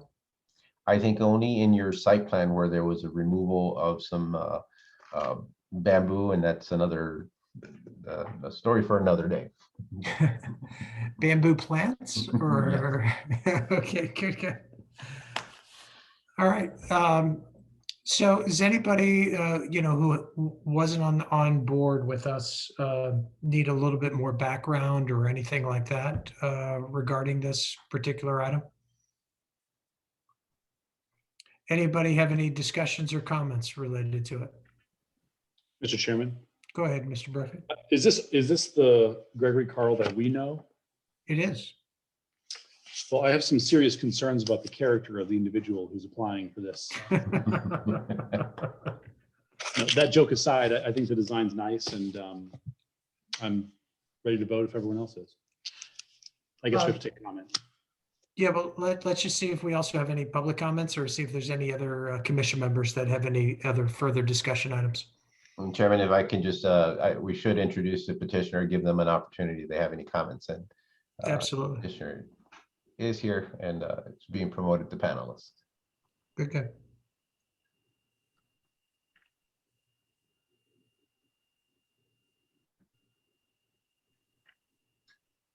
My apologies, Mr. Chairman. No worries. No worries. Good evening, Mr. Chairman, members of the commission, Mr. Trejo, Ms. Waldman. Thank you for listening to me tonight. I'm number one, also want to welcome Mr. Spiegelglass to the commission. I have not met him in person yet, but I do know that we appointed him, so. And the reviewed financials, so I would like to welcome him. So this is my house at 4 Planters Drive. First of all, I want to make a couple comments on the last meeting. One, if you're interested in how to stamp or stain concrete, just search YouTube, stamped or stained concrete. There's a lot of videos out there that show you how to do it. Also, electric charging. Not too far off in the future, there's technology on the way that will actually, the charger will go in the pavement. There will be no physical connection between the vehicles, and it will charge the battery just by parking over it. And in fact, that will actually work if you're moving, so they can put a strip of these in a road and charge you while you're driving. FYI for what's coming in the not too distant future. I hope my motion is shorter than the last one. And then pretty much I'm going to let it go. Let's discuss anything you have about my house. And then if you would like to take the time, I'd like to give you a little bit of background on how it's different, and which you might not recognize from the site plan, than most houses built in Olivet, as well as give you some information that might be valuable as your work on the commission, more so than just approving this house, if that's okay. But let's That'd be great. do the approval, and then we can get out. We can stop whenever, because I realize it's already a long meeting, and we can go from there. Well, I think it'd be great if you did go through a quick highlight of it, if you don't mind, if you want to. Okay, so Saturday was my last day at the house. It's already actually started, the asbestos abatement. I don't have a demo permit yet, so it's not going to get knocked down. Carlos, I'm waiting. I will get that permit, so. He knows where you live. So yeah, I'm staying at a friend's house in South County, and I really just got my main computer working again about 10 minutes before the meeting started. So I had planned to have more things to show you, but I just didn't get a chance to get it all organized. So I'm just going to kind of lay it out verbally. So my house is roughly, let's start with size and what's typical for Olivet. So I've been planning this. My very first meeting with my subdivision was in 2005. I also noticed that I engaged my energy consultant in 2015. So this has been in the works for a long time. My goal, what I had come to realize, is that a lot of technology as far as energy efficiency and things like that have come a long way. And I wanted to see how close I could come to building a house with a lot of features you don't typically find in houses, but I think are important, and make it as normal an Olivet house as I could at a normal of Olivet price as I could. What I found out was I couldn't really do everything I wanted and also build the same size as Olivet typically, right? So our new homes come in at, 4,000 square feet, the larger ones, and maybe 1.5 is kind of the high end of our property value, the selling price for those homes. I have tracked every tear down and rebuild in Olivet for over 10 years. I have a spreadsheet of it, which I would show if I had the opportunity to do this in advance. But what I can tell you is that the average house size in Olivet built in the last 10 years is 3,300 to 3,400 square feet. My house is 2,700. And of course, the large end of houses here, 4,500, some even touch 5,000. What I found is I can build that 2,700 square foot house, which if you take in the finished basement is actually 3,600 square feet. So it's smaller than the typical Olivet house, but it has these features instead of being large. So for a large house in Olivet, you can build a house with these features I'm going to go over. That's not as big, but still commensurate with sizes in Olivet. 2,700 is just about the low end of a house in Olivet. The features this house is going to have, in sort of general sense, is energy efficiency, disaster resistance, universal design, aging in place, separable living, a planned addition, and that includes an area for live-in home healthcare and extensive home automation. Energy efficiency, let me go into a couple things there. I intend to have this house certified as net zero by the US Department of Energy. The whole house, what that means, what that certification means is if electric generation is on the house, then it will be net zero, okay? Which means I will generate as much electricity as I use, okay? At least as you average it over the year, okay? The whole house itself is designed as a solar collector simply by letting the sun shine in from the south and having some windows way up high. I create a natural breeze through the house.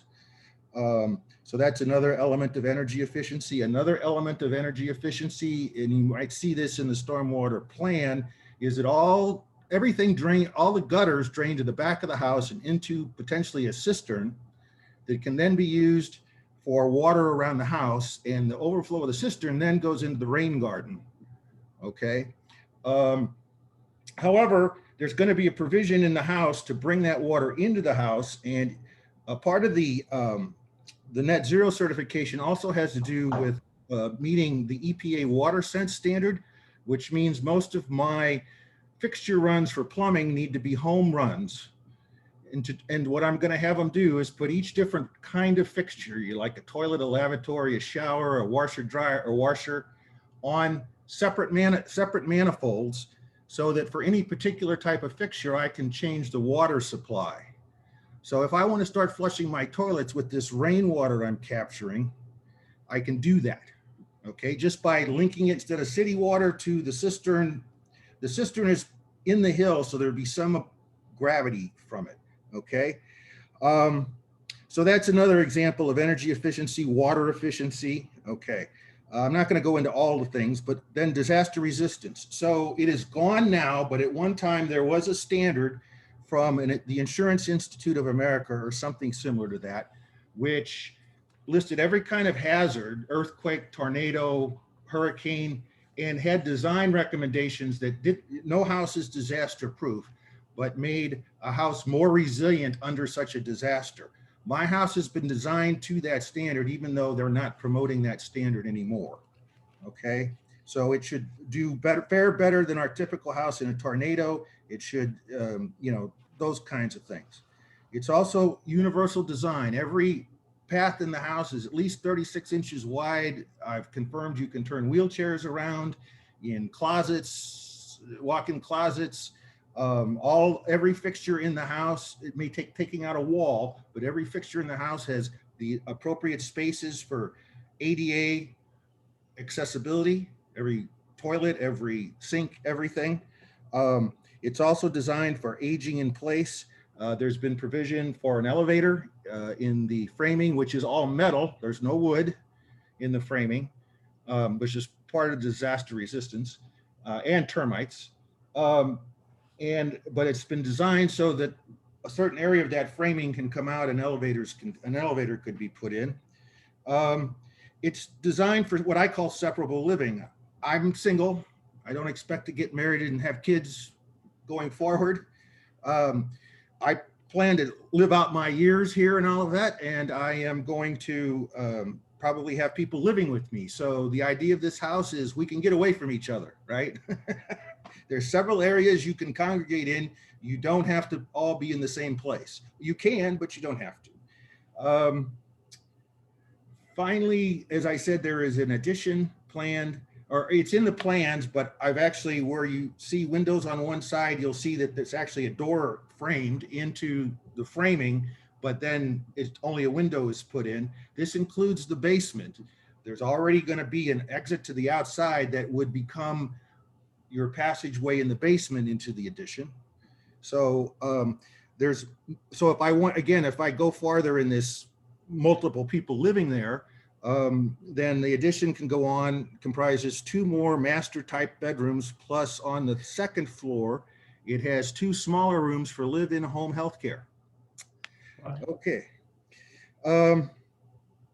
So that really is kind of the summation.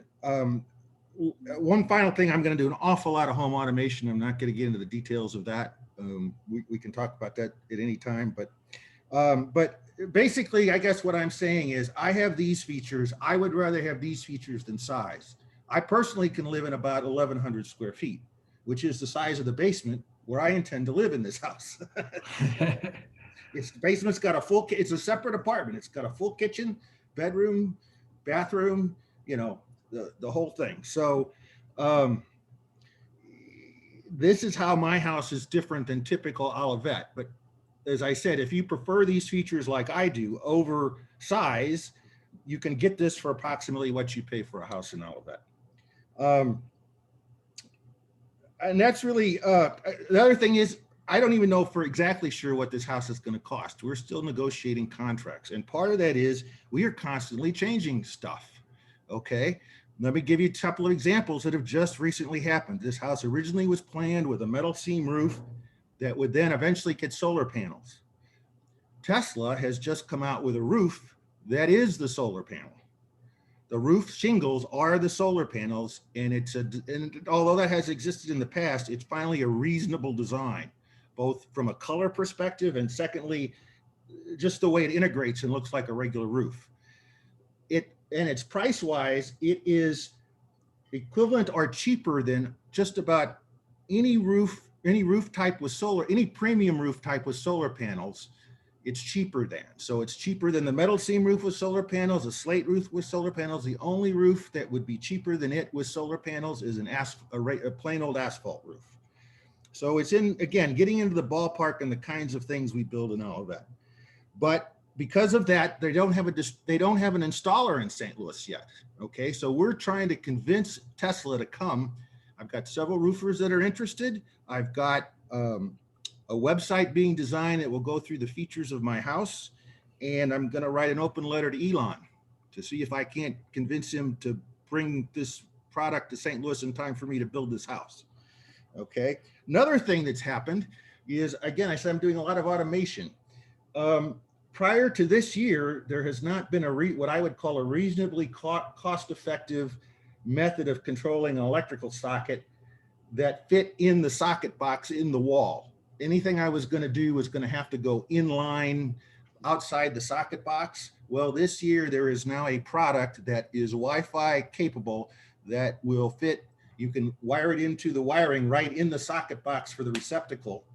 All right. So my entire lighting plan is changing. Okay. Because these capabilities exist. So electrical plan for that matter, it'll get much simpler, because a lot of what I was doing had to do with how I was going to control lights and things like that. So again, as I say, things are still changing as we go. But a lot of things have happened since 4 years ago when this was originally on scale that that are actually beneficial for what I'm trying to do.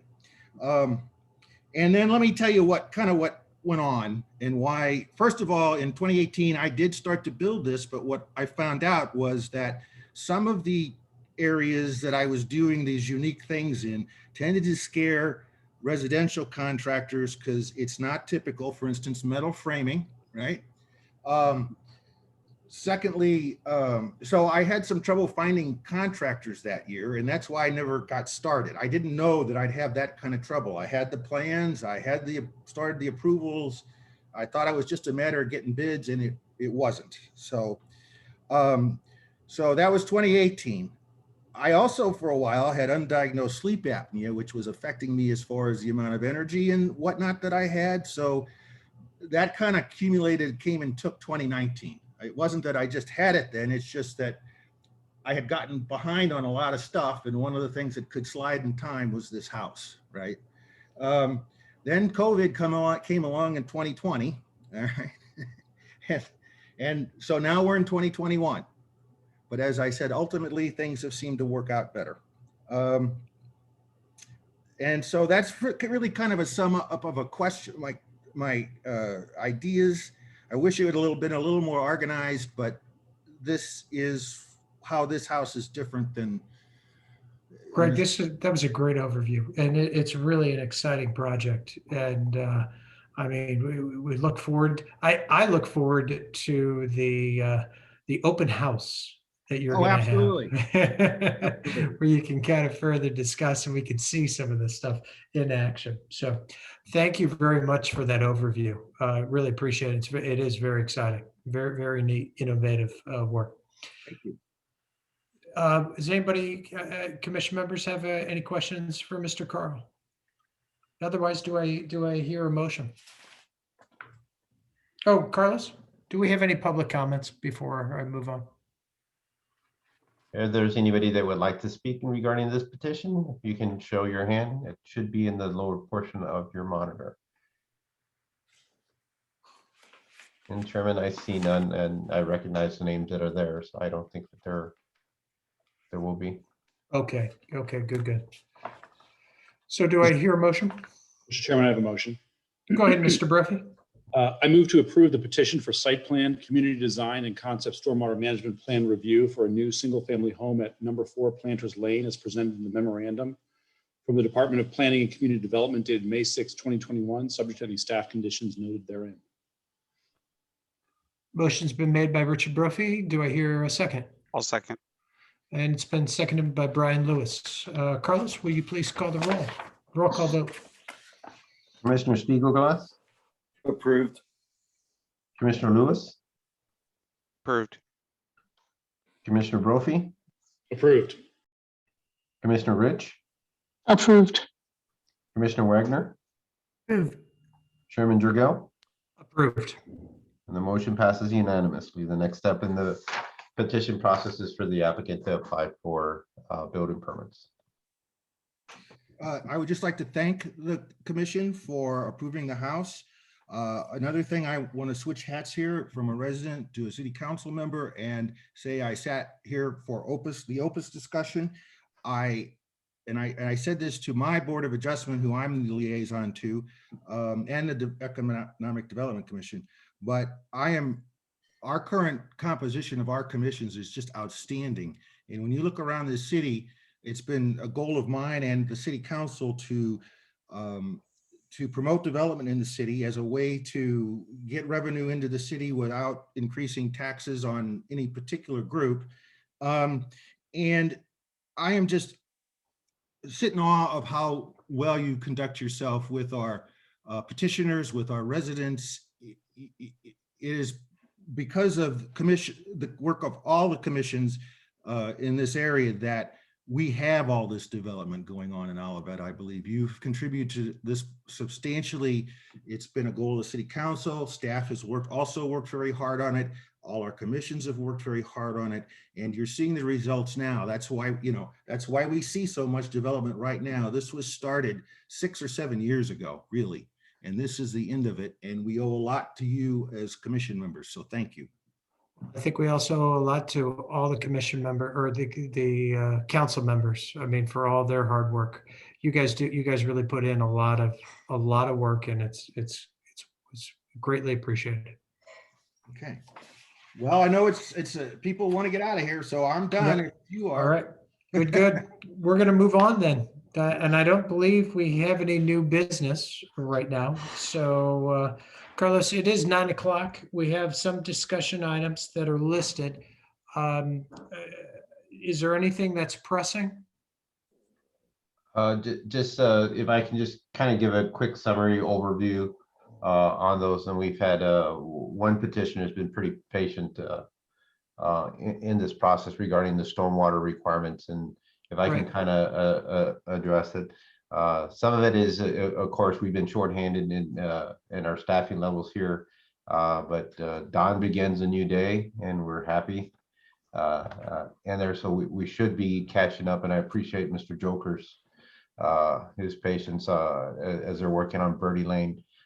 Their primary issue, I'm just going to kind of share screen just real quick, is in regards to the detention basins and the calculations for new single family homes. So if you build a new home in Olivet, you're required to have the entire roof area drain into an on-site detention basin that's calculated or based on a 15-year, 20-minute rain event. Well, in the construction of a new subdivision, MSD is requiring the developer to address a similar requirement in terms for water quality purposes.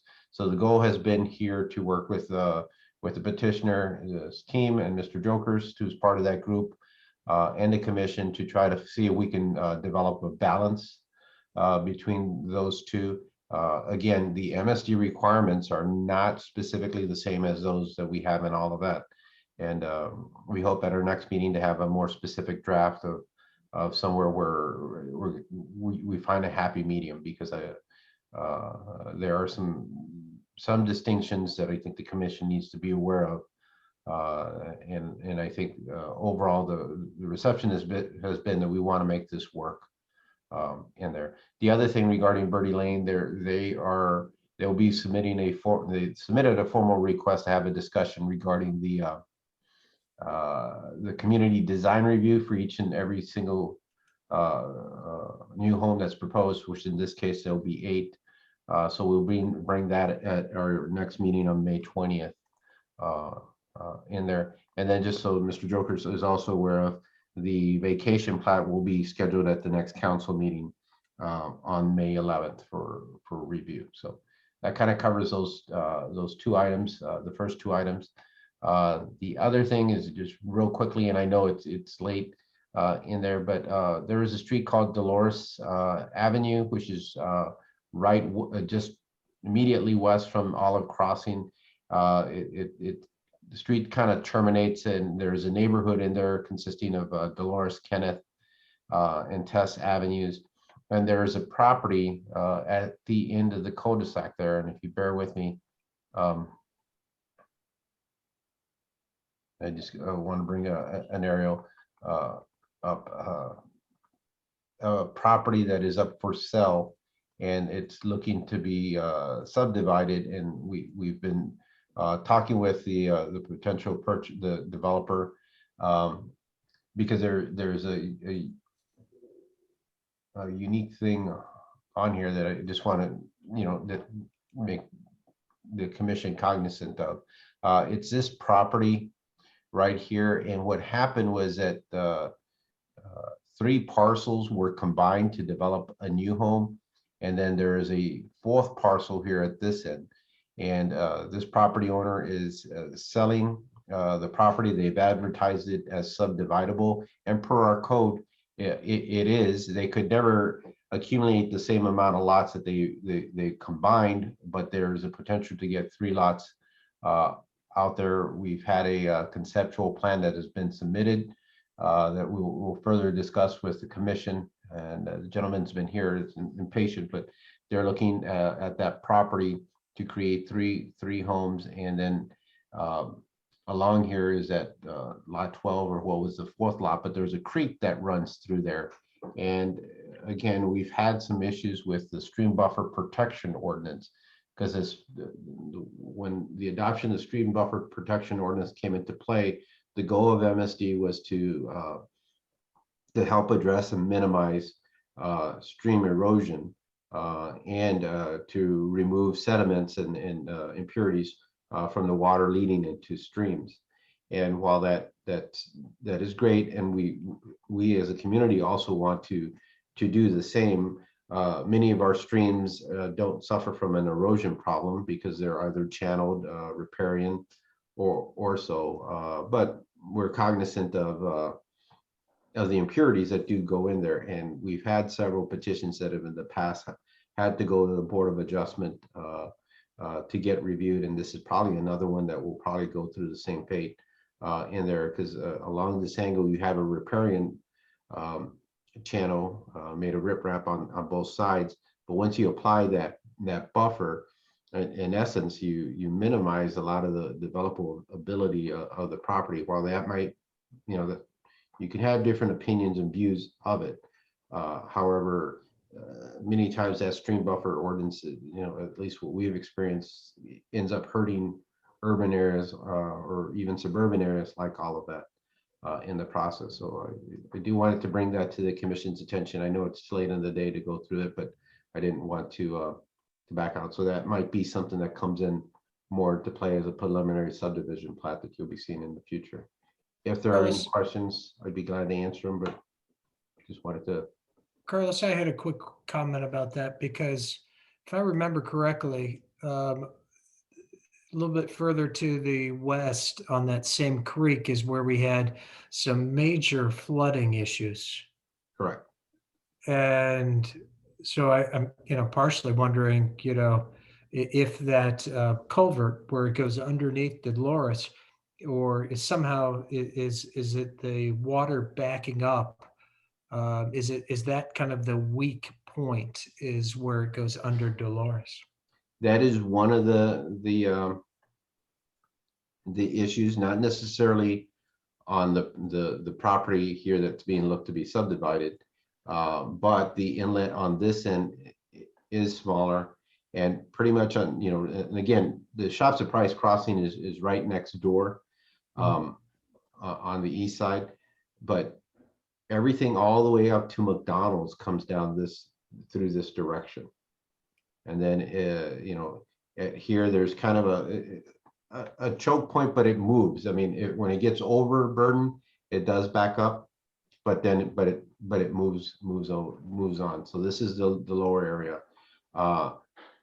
That being said, we received some funds from the Metropolitan Sewer District and hired a consultant to do a study and an evaluation of trying to see how we can improve this area along here and have the water. Two things. One is to improve the water quality, and then just to make sure that the water flows better given the number of events and concerns that have been expressed in this area regarding that channel. And we did get the review with various options on doing an improvements.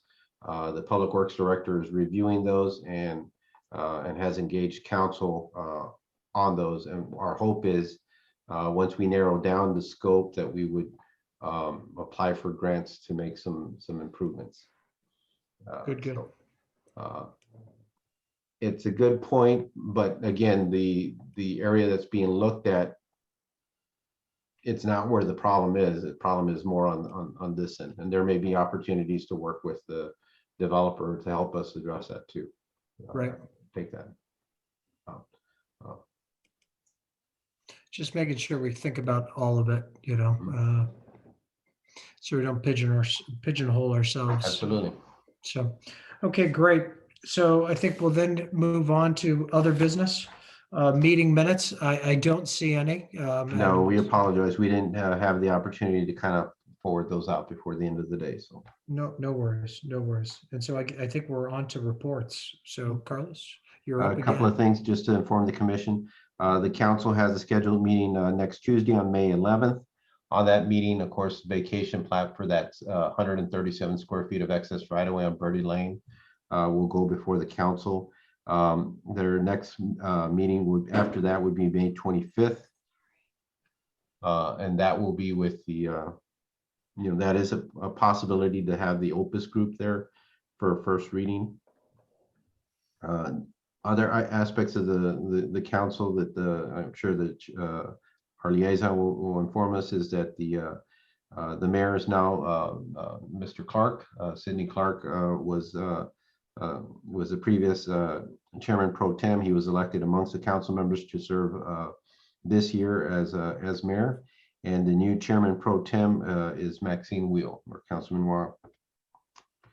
For the commission, we have our next meeting on May 20th, and for June we have meetings on the 3rd and 17th. Agenda items that will be coming down the pike, at least for May 20th. An amendment to the master plan for Olive Crossing. That amendment is to look at the addition of a residential component to the development in replacement to one of the office structures. And that recently did go through a TIF committee meeting for approval. The next step is now to go through the city processes for their approvals. I also have a garage addition, a pool, and a new home on Bond Price that we're reviewing. We talked about it briefly during the Opus review, but we contracted with Crawford Brown CBB traffic consultants. They're one of the, if not, they're the largest in the region and do a majority of the reviews. They assisted in the review for Olive Crossing, and they also did the review for the developer in University City. And they were also hired by the Opus Group. We've used them in the past for various scenarios. So in our strategic, or in our 2006 comprehensive plan, it acknowledged that we need to address and find solutions for managing traffic along the Olive Boulevard corridor. And one of the main issues is that there's just a lot of curb cuts and conflict points. But another major issue is that a lot of the arterials that connect the Olive have backups because of an inadequate capacity, and primarily because there's dual lanes. So when knowing this, we took the recommendations from the comprehensive plan, and we did the Olive Boulevard traffic management study to help us prepare a design objective for everything from from the mobile station at Elbring all the way down to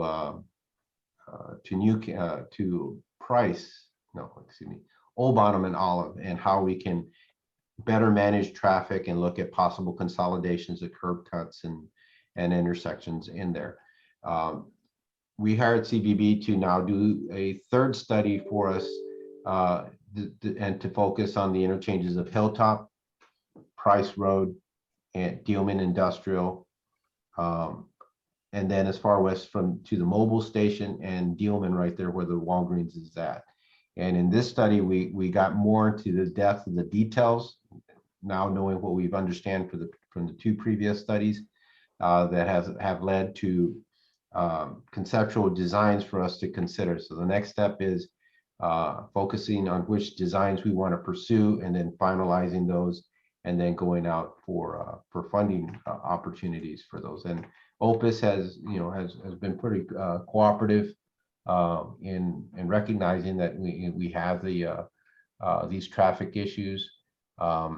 We don't know what the overall cost would be, and the Opus development in itself would not be the reason why these intersection improvements are necessary. They're already bad, but they've been collaborative to work with us and committing to assist us in the funding for that, and that will primarily be through council. But I wanted to bring that to your attention. Once this report is finalized, we'll share it with the commission. They did a nice job, and again, that was trying to find ways reasonable and that were within that we could finance or fund within reason to help improve access on those areas. So. And I think, and then of course the council is working on the fiscal year budget for 22, and our liaison has been an advocate regarding funding for an update to the comprehensive plan. And again, want to thank Don and welcome Don to our staff. We're looking forward to adding a lot of value to us. So. Jeff, thank you for coming on board. Any questions? All right, Carlos. Let's move then on to Missy. Thank you, Mr. Chairman. To my favorite group of people, I too want to welcome Dawn aboard. She will learn that this is my passion, or has always been my passion, to improve and build up Olivet and bring some good things to the community. So welcome aboard, Dawn. Carlos always does a very good job within the summary of events, so I will not be repetitive, but I just lost my, hold on, let me get back on my calendar. So what I will follow up with first and foremost is today is Give STL Day. And I want to make it Give Olivet every day. And that's what you guys do. You give to Olivet every single day. And I appreciate every single one of you because your job is more important than anything else in my view, because you are the ones that help make the decisions for the beautification of our community. So you guys give all of that every day. So thank you. This Saturday from 9 until noon, we do have a mayor food drive. So please come on up to the city center and drop off some food that will be given to the food pantries throughout the community. But this is a metropolitan mayor-wide food drive. I don't know whether it's the second or the third one. So please, partake and let's help take care of those that are less fortunate than us. Sunday is Mother's Day. For those of you that are mothers, happy Mother's Day to those, to your wives. Happy Mother's Day to them as well. Carlos did go over the meetings. There's not really much more that I need to go over at this time. We are aware that a position within our board, is necessary, and we will be doing our due diligence and having some conversations with the staff because we do have criteria with regard to you guys play a dual role in your PCDC body and as an appellant body. So with that, I have nothing further ado. Thank you all so much for what you do. And again, Dawn, welcome aboard. Good, good. Any commission members have any other questions or comments?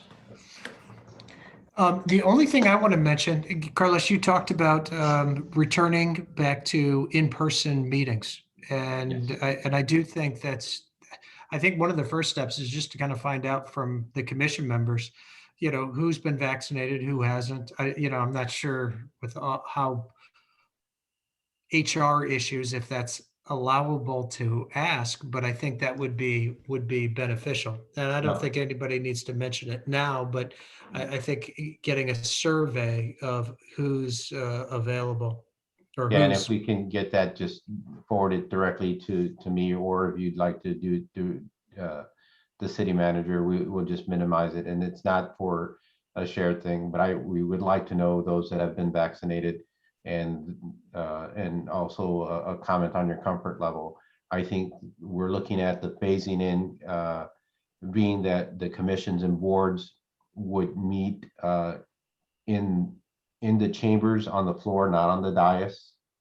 And the public would be only via Zoom, including the petitioners and the applicants. And we'll see how that goes and there. But I think that's what we're kind of anticipating as the first start. And Carlos, if we did have someone who was still concerned, or if that being said, if we had someone who was out of town for a particular meeting, would we also have the ability for them to attend via Zoom? Yes. Good. So even for an individual being concerned, or again, if there's scheduling conflict, or so that opportunity would be made there. But the key thing would be I think for me, if I can get, if there's in terms of the membership, a % threshold that we can pass, and then it's worthwhile coming back in and having the meetings here. Mr. Chair, we are not getting rid of Zoom. Good. I think it's beneficial. I think it's very beneficial. Yes. Okay, that being said, I think we'll adjourn this meeting at 9:28. Thanks, everybody. Appreciate it. Everybody. Thank you all.